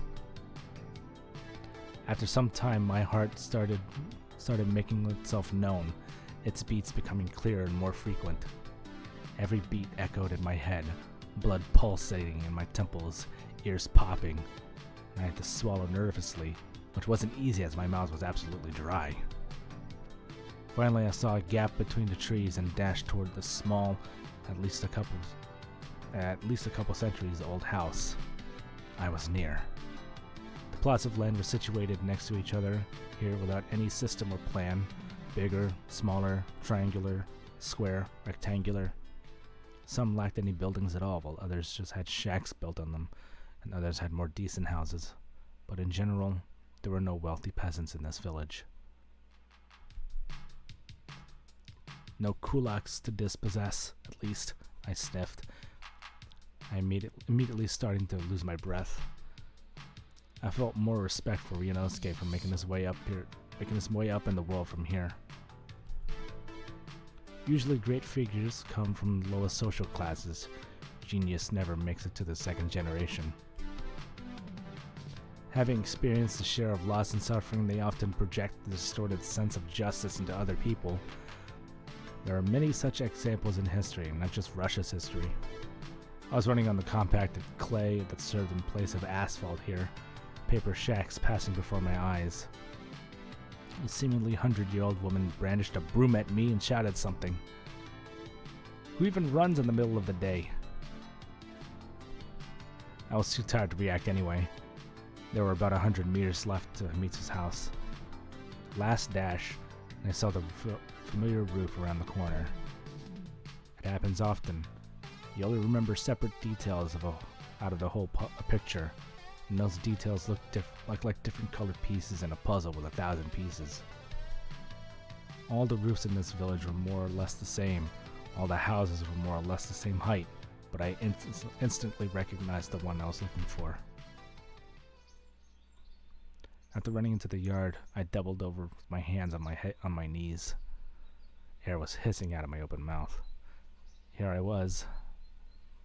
Ryunosuke's car was nowhere to be seen. I tried to take a step forward, but I couldn't even raise my leg. It seemed to be made of stone, rooted to the ground. Hit my knees a few times and slowly wobbled to the door. Please be home. Just be home, I was whispering. Just need a minute. No, even half a minute. 5 seconds. 5 seconds will be enough to tell you everything. Please, just be home. I thought I heard the sound of a car somewhere in the distance, but the next second, everything was again filled with the normal sounds of a village. Cries of cattle, poultry, the cracking of firewood, the grating of a saw, and the knocking of hammers. It felt like I didn't belong here. First in this typical Japanese countryside, and then Japan altogether.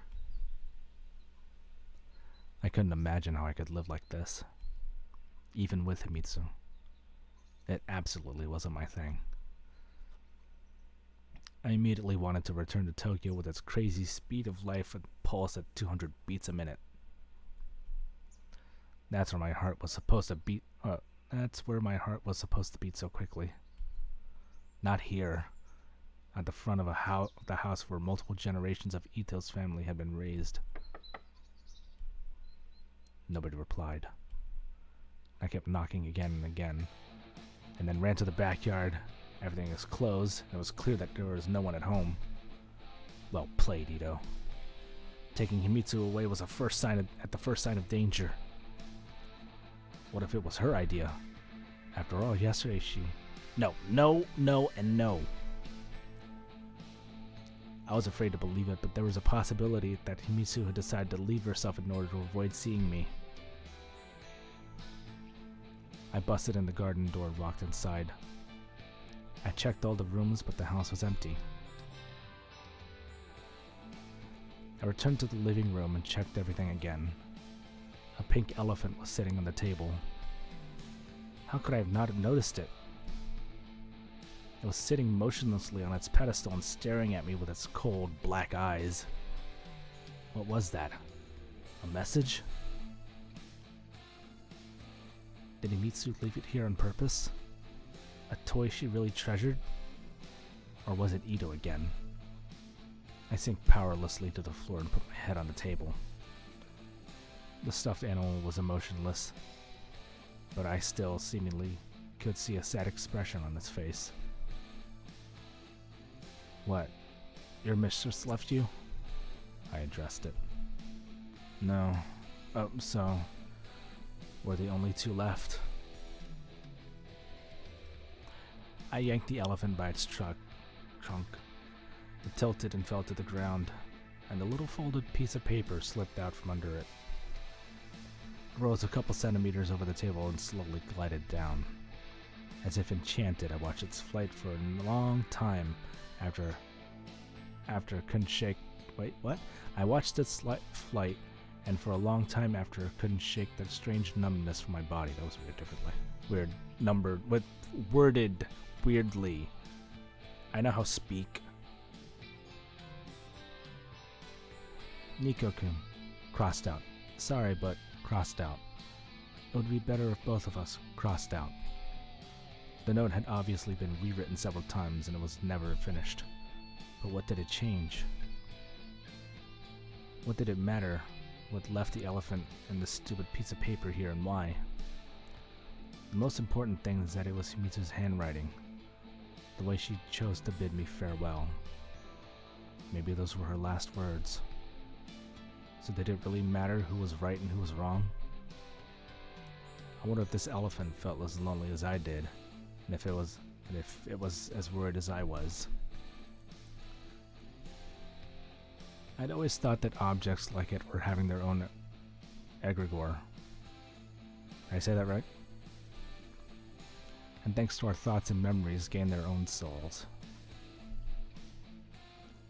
The elephant had absorbed all my love for Himitsu, and all her love for me. Then it was thrown away like an out-of-fashion sweater. Getting rid of things that remind you of a person you love is the point of no return. The sound of a car engine reached for me outside.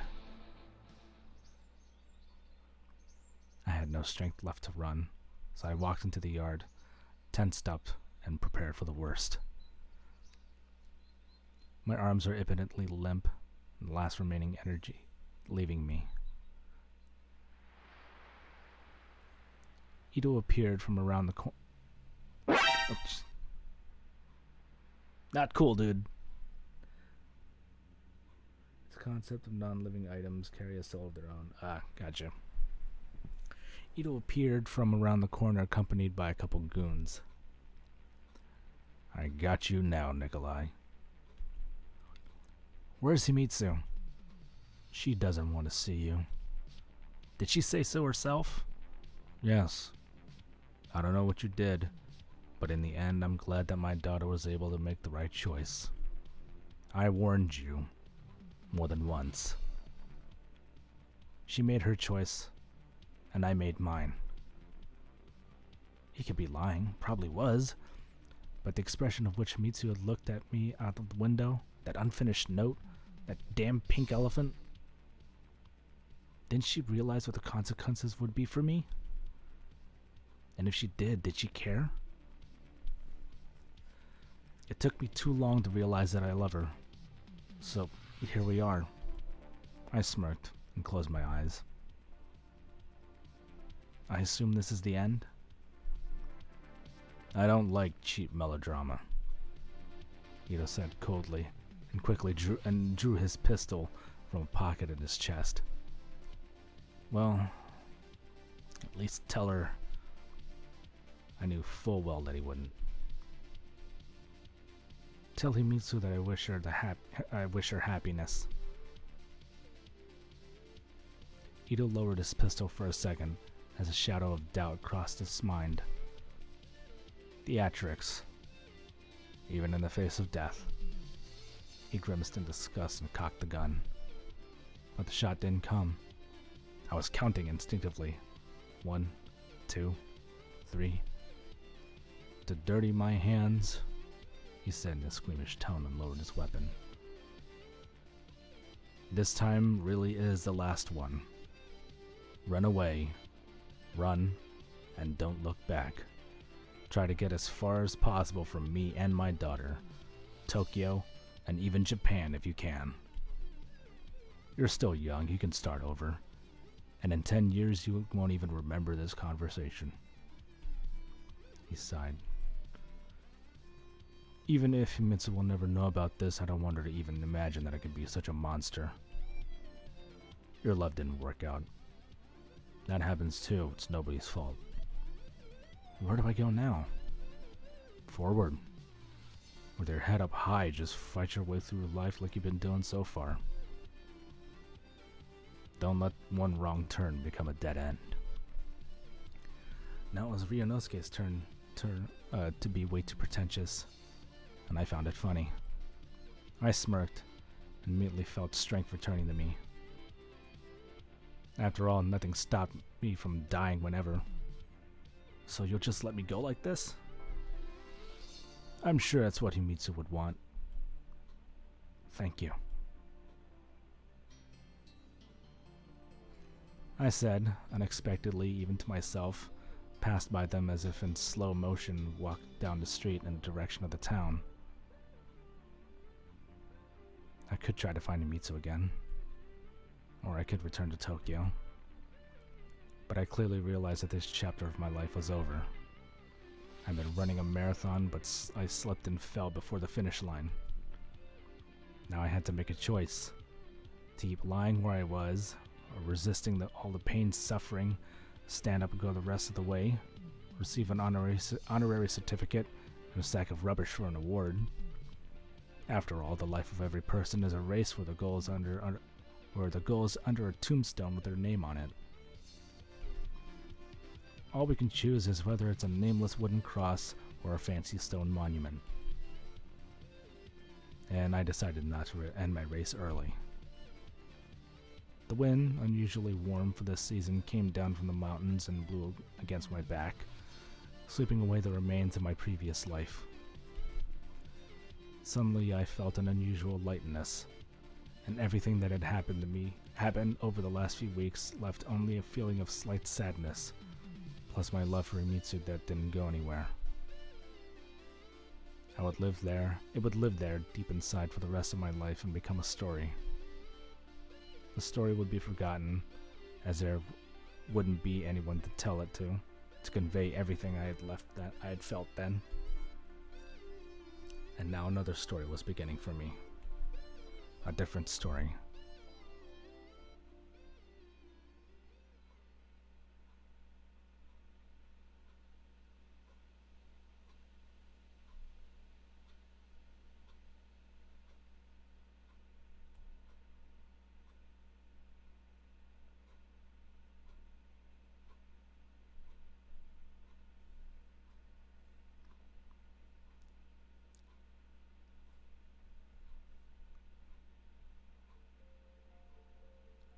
Wait, that's it?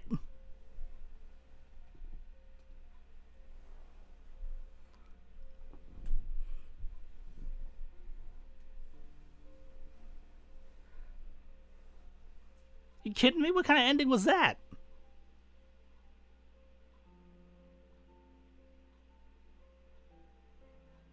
Okay, I imagine this would be a bad ending on Himitsu's. Which one was this? There's three of them.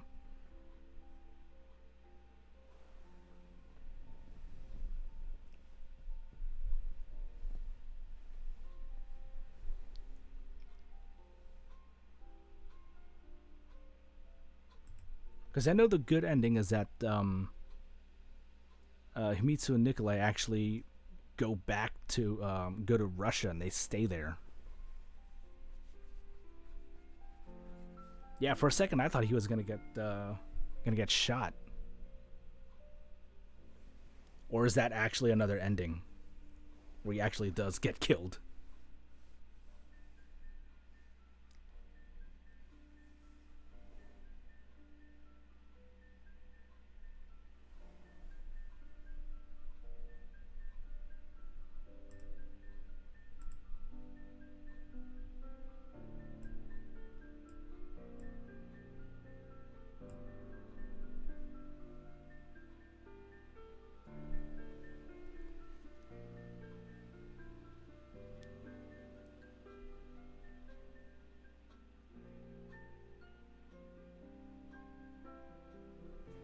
Let's see. Because the good ending is some tea for you. I mean, first blind walkthrough is almost always bad. Yeah, that's true, considering how many bad endings there were for everyone.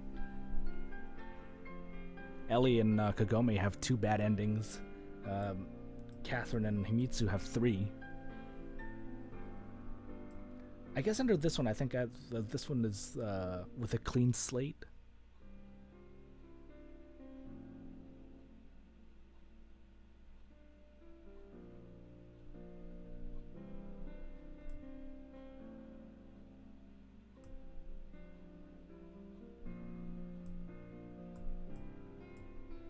I mean, not so clean. Oh, yeah.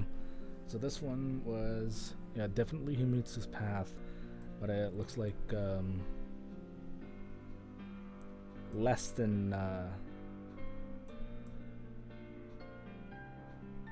Okay, the sweet number there is like between 6, 8, or more points toward Himitsu. I guess I got less than 6 in my choices.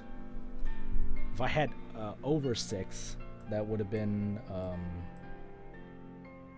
whatever is like leaving the friend zone is called.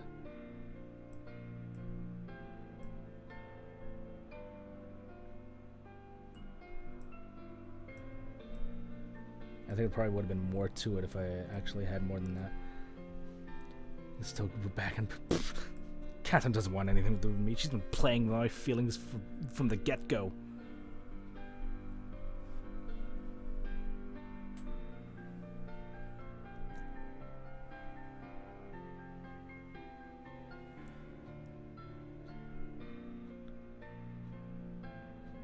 I think for when you're going down Himitsu's path, Catherine just kind of becomes chaos, just to make your life living hell.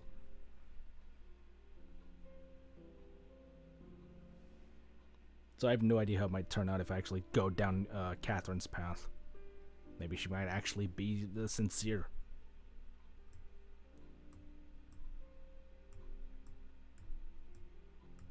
But it looks like, yeah, it's separate between Catherine and Himitsu, and then the other one is between Ellie and Kagome.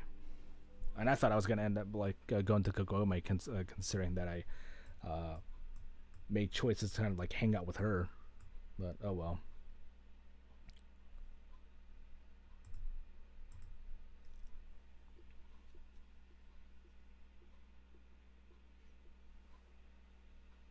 The 2 branches, it is a bit. We would like to extend our sincere gratitude for anyone who supported this game in the many years of its development. Yeah, this game took forever. That being said, I know it's only the first play. Will I stream more of this? Probably not, considering how long this is, and plus I want to move on. But that doesn't mean I will not stop playing this game. I mean, I played the hell out of Everlasting Summer.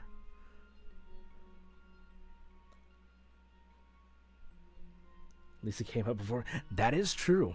That is very true. I don't even know if I could be able to stream Yandere Simulator. At least not on Twitch.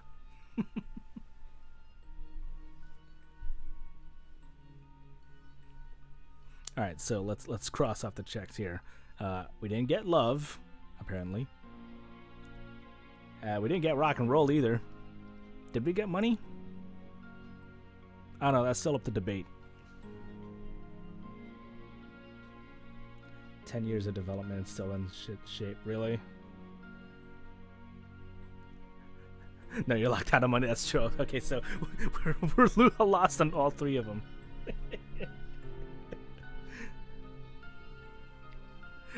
We got fucked. And it's mostly his own fault. Oh, goodness. But, I was kind of hoping that the backers would be enough that they would actually included voice acting.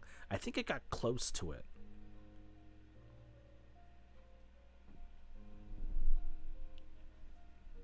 But oh well, maybe they'll maybe there'll be some fan work of this, because there was actually a fan project to put voice acting in Everlasting Summer. I know because I auditioned and landed a role in that.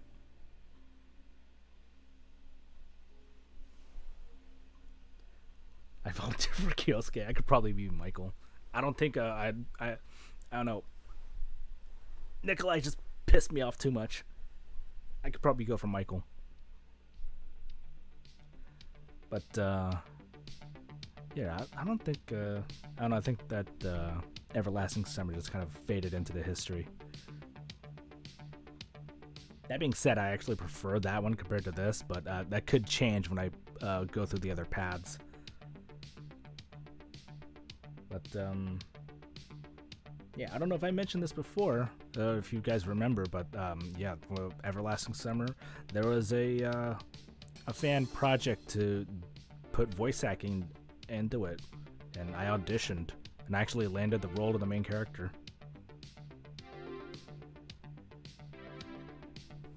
But they had to close it because I think we only had like 2/3 of the characters cast, and they couldn't get everybody else. I think they were, I'm trying to remember who they were missing. But yeah, it was a surprise to me because I didn't go through all of the paths, and I guess it wasn't exactly spoiled because I knew there was one of them. There was a couple that I didn't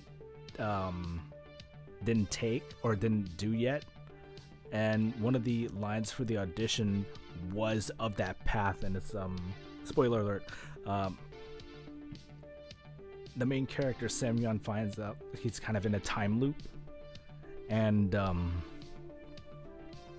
like a version of himself has been stuck in that time loop for so long that he's been like desperately trying to break it, and he's kind of taking it out on all the other girls that would have been like romance options, just to try and figure out how to break free from it. And it ends up kind of being like this clash between the good and evil versions of the main character, and I had to play that both versions of the main character, and just kind of like went full Jack Nicholson from The Shining for that, and apparently that was enough to land me the role.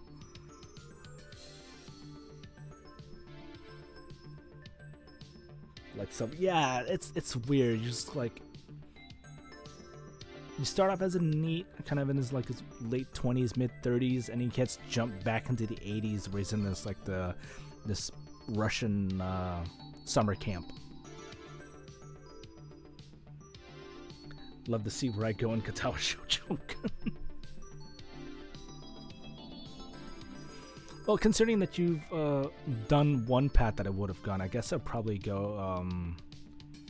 God, I forget her name. The blind girl that I like, Lily. Yeah, I'd probably go for her.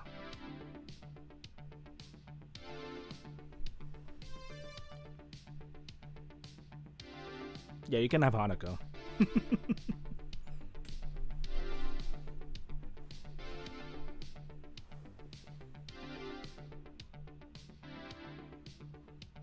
She is, but yeah. Well, this will be the end for my streaming of Love Money Rock and Roll. I'm still gonna keep playing it. I'm still gonna have this installed just to see the other pads and whatnot. But yeah, this will end it for Love Money Rock and Roll. Next week will be the start of Dead Space, more specifically the Dead Space remake. I know you guys have been waiting for that for a hot minute. And then again, I will not be streaming tomorrow because my nephews will be spending the night here. My sister and her husband go to a concert over in, I think, Richmond. So yeah, instead of streaming tomorrow night, I will be moving the stream to Thursday night for Resident Evil 4 Remake. So that'll be Thursday and Friday. We'll be doing Resident Evil 4. We'll be coming back to that. Wanted to read Katawa Shoujo, but I got to finish House of Fata Morgana first.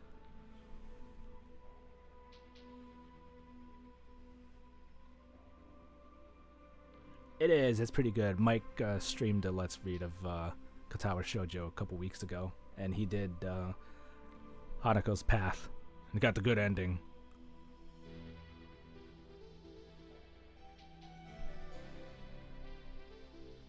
Yeah, I don't normally do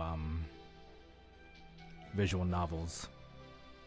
I mean, the first one I did was Everlasting Summer, and I did, what was the other one that I did? It was a couple short ones.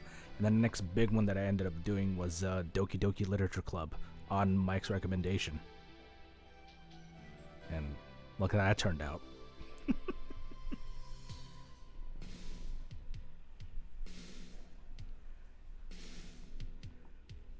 Doki Doki was fantastic. I love Doki Doki Literature Club. It scared the heck out of me at certain...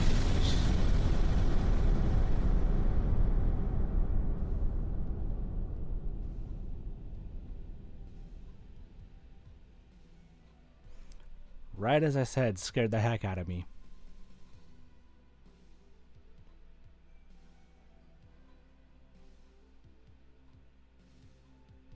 That's good timing on you, chicken. Made me lose my train of thought. Scary at times, yeah. Doki Doki had some scary times, but it was really, really good. Very good, like, fourth wall breaking. I liked that about Doki Doki. But, they came out with a new version and was it like a director's cut, didn't it? Isn't it was released on the Switch or something like that? Yeah, Doki Doki Plus. What was the new content on there? I don't know if I would revisit it though, but I might buy it on my own and play through it. Yeah, the physical copy, but I haven't played it yet. Okay. But what was I gonna? Oh yeah. So Dead Space, Resident Evil 4. Yeah, just a lot of horror. Actually, hang on. Do I have the thing on here?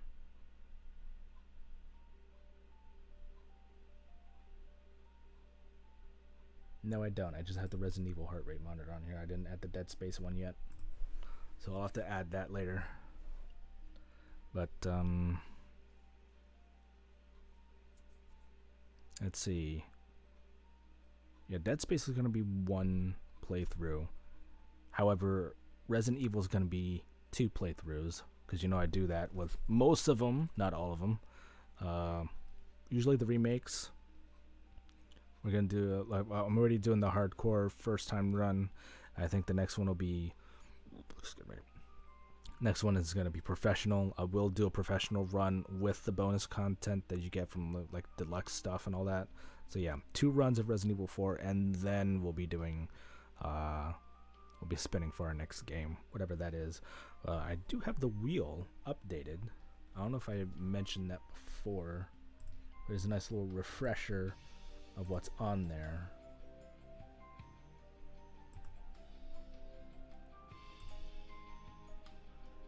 Just something to expect for the coming future.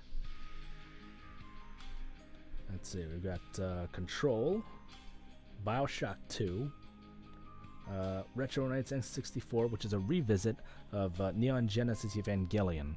The reason why I said revisit it is because when I streamed that the first time, it didn't have my save file, so I had to start everything over again. And unfortunately, you don't unlock everything. It actually starts off on, like, I think in easy, but you don't get the full quote unquote series, because it's I think for easy it stops right where it would stop on, I think it was Evangelion Death and Rebirth, because between the different it's like Death and Rebirth and then End of yeah, there's 2 halves of End of Evangelion. Death and Rebirth only shows a portion of the first half of End of Evangelion, and then when you go into the next difficulty, it shows up to that half of End of Evangelion. And in order to get the whole thing, you'd have to play through it on hard. And hopefully I still have the save file. I know I went through it because they actually updated the emulator to actually have all the textures and everything like actually be rendered in properly. Because if you look at my first stream of it, the textures, everything was all screwed up. It didn't emulate properly. Now it does, thank God. But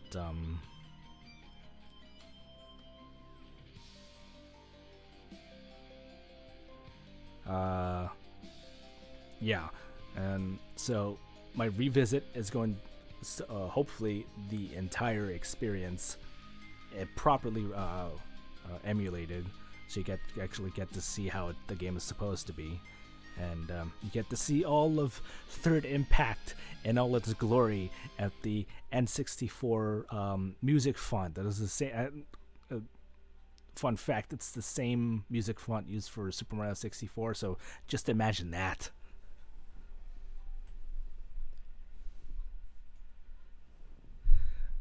I should see if I can do Mystical Ninja. Probably, you probably could. Because I know you were trying to do that before on your old computer and it just didn't turn out well. But, what else is on the list? Evangelion Revisited, Metal Gear Ghost Babel. Nice, a Metal Gear game that I haven't played actually, but I want to. So that's a Game Boy game. Excuse me. 12 minutes. That's a little game you should look up. And 6th choice is the start of a new series where I play the first installment of a trilogy that I bought for the Switch. It's Phoenix Wright Ace Attorney. So something to look forward to. One of those 6. And then if it lands on Bioshock 2, we'll let the next one after that will not be Bioshock Infinite. In fact, it's going to be Mass Effect 2. We're going to alternate between those 2. But since we've got the Dead Space remake, that pretty much closes the book on the entire Dead Space series, so we can start a new one, which and in this case is going to be Phoenix Wright. So I'm trying to think of other things that I've got planned. I could check this off on the thing now. I'm going to look at my 2023 games, because I have a long list of that. Let's see, yeah, Dead Space Remake, Bioshock 2 Infinite, Mass Effect 2 and 3, Metal Gear Ghost Babel, Metal Gear Solid 4 Guns of the Patriots Revisited, Metal Gear Solid 5 Complete Revisited. That's not going to be part of the whole series. That's going to be in something in and of itself. But I might hold off on doing Guns of the Patriots because I want to do something special for that one. Already did Metroid Prime Remastered. Samus Returns, the Fusion Run, Metroid Dread, Hard Mode Run. I need to add in other M Revisited. Lemony Rock and Roll. Star Wars Jedi Survivor. That'll be next month. That's probably going to be my next big purchase for next month. 12 minutes. Control, Deathloop, Returnal, whole bunch of like PS5 games that I wanted to try. The Last of Us Part 1, the PS5 remaster of the original Last of Us. My Jon-El versus of Punch-Out Wii. Possibly it's still up in the air, but I've been debating on doing Bloodborne. That's a maybe. Not sure yet. Some of these are filler streams. Obviously, the Jon-El versus. There's another one. Jon-El versus I Am Bread. I'm sure Chicken's so excited for that one. Let's see. Oh, Ghost of Tsushima, the Kurosawa run. I need to stock up on sake for that one.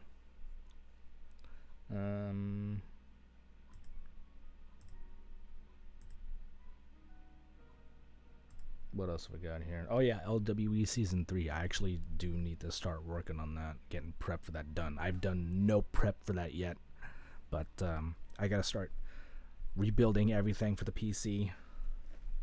I need to figure out how stuff works in that.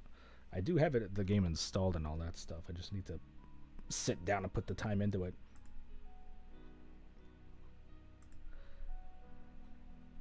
Haven't you tortured me enough with lava? See, you say that, but how many times have you tortured me? And for how long we've known each other? Yeah, do the math.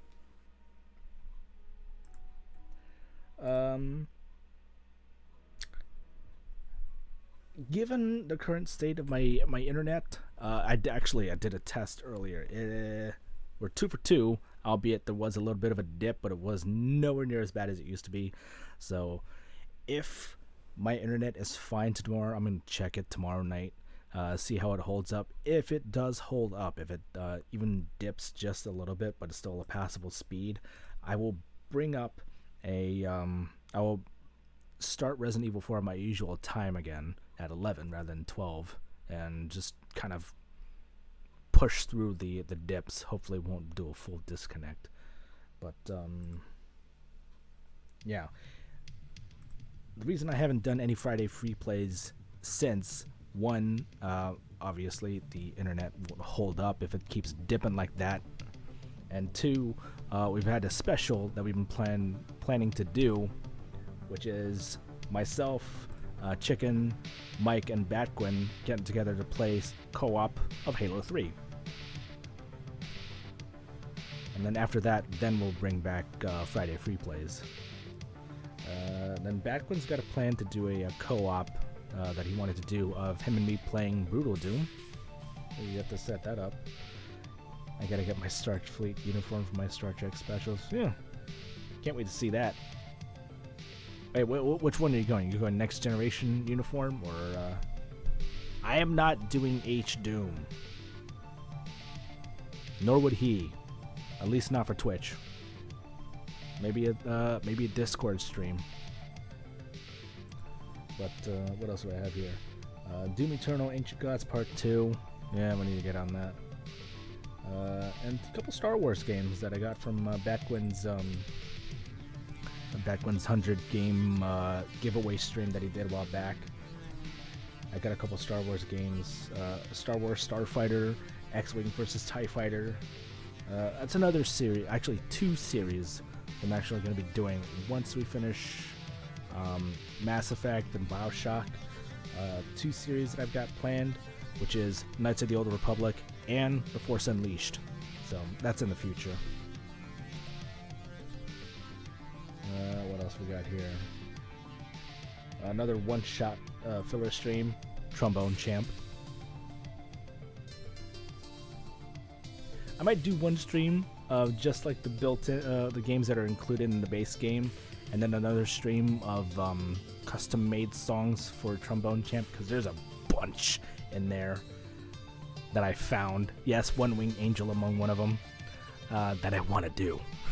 So that's gonna be fun. Let's see. Oh, another old game that I always wanted to give a try. Siphon Filter. I've been letting that be on the back burner for a little bit, so I might do that once I finish Metal Gear Solid. Let's see. Terminator Resistance DLC, and possibly, if I ever get it. And another game that I got from Batquin, Shenmue 3. I might do that. Not sure when. It's on the list as a possible filler stream. And then alongside Phoenix Wright, Knights of the Old Republic, Force Unleashed, got a couple other games, game series I want to start doing. Now that I'll be closing the book on Dead Space, Mass Effect, and Bioshock when those are done. Of course, Phoenix Wright, the Star Wars games, going to do Horizon, both Horizon Zero Dawn and Horizon Forbidden West, as well as some select games from the Ace Combat series, although I do need to move some of those games, at least take off 2 of those games off of there. But and a selection of James Bond 007 games, so something to look forward to. Xbox. Let's see, I'm trying to think of other things. No, that's pretty much it on the list. I haven't really thought of anything new outside of like things that weren't added on that list now, mainly just my revisit of Metroid Other M.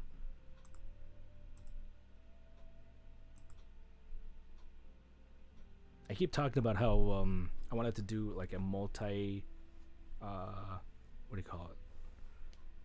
What's the multi-troid of Super Metroid? I keep talking about that one, but I've like not put any time to looking at how it works. So maybe after my other Metroid streams, we'll probably do multi-troid of Super Metroid. At the very least, I want to have you and Batquin join me for that one, as we could easily do that in one stream.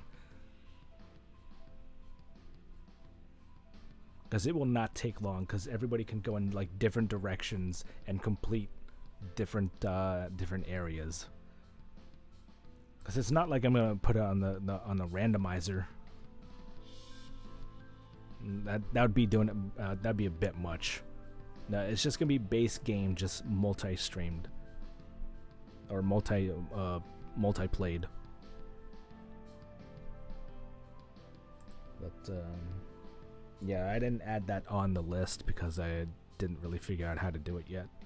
But that's a possible. But yeah, that's a long list of games, but we just completed another one tonight. So yeah, I'm just gonna go ahead and do the outro here. Gotta work on my Super Metroid speed tech. I only got let's see. Well, here. I mean, I'm not good at mockballing. IBJ I've got down pat. I mean, I just know the layout of the place pretty well. And you know how you guys know how well I'm good at Metroid games once I actually know the layout of the place. But yeah. Anyways, I'd like to thank you all for joining me for this first run of Love, Money, and Rock and Roll. It was an interesting one at that. I am not happy with this ending though, so I'm gonna play through this on my own and try and get the other endings. I'm gonna try and get all of the endings for this, but I won't be streaming it. Just gonna be doing that to my own time. But yeah, Dead Space Remake and Resident Evil 4 for the rest of the week. Yeah, no stream tomorrow. And then I'll let you guys know when my internet's good enough that I'm confident that we can do Halo 3. I'll let you guys in on that one. And yeah, I just need to put time in for LWE, because I've got 2 months before the season starts. Well, actually 2.5. Oh no, 1.5. What am I thinking? I start in May. I start in like the middle of May for LWE. Shit. I'm really pressed for time. Anyways, thanks. First one will take you to the Lazy League Discord. There you can be able to find the rest of the Lazy League, such as Oh Hey Mike K, the Batgwin, and Gumdolph, and many others in our circle of friends, such as Rainarchy, Shadow Knight, Warwick Zero, C Plus Content, 98 Tough Love, Katie, many others in our circle. Come hang out with us, come be lazy with us. A lot of D&D memes, anime, shenanigans, and whatnot going on over there. Come hang out with us, come be lazy with us. The second link will take you to the sister site for this channel. There you can be able to find more info and other upcoming streams, such as the ones that I've mentioned that it's on that list, as well as my archive of all my past streams that I've done over the years. And if you got any questions, comments, concerns that you would like me to know about, or any suggestions that you might have for me for future Let's Plays or Retro Nights, head on over to the contact page and shoot them out to me over there. Also, scroll down below or off to the side, depending on which platform you're watching from, to catch many other streamers that I personally like to watch and follow. Check them all out whenever you can. Check them all out whenever you can. They're all great. And again, thank you for joining me tonight. You know what? Let's see what happens. Okay. That was disappointing. I thought there'd be some kind of like post credit scene or something like that, but actually, hang on. We're gonna hear the gallery. Music, CGs.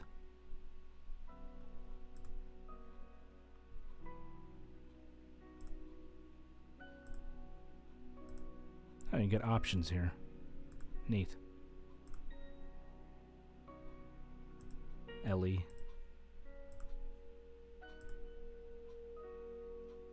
Aw.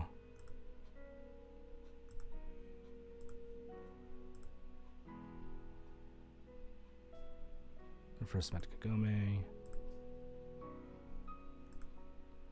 Catherine.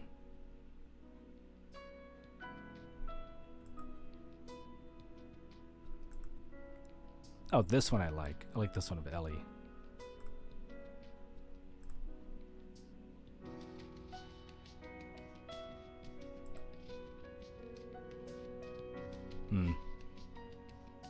Wait, where's the one of,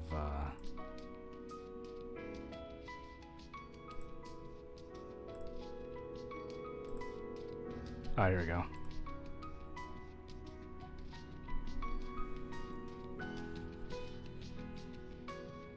Should let her just claw at her face. Problem solved.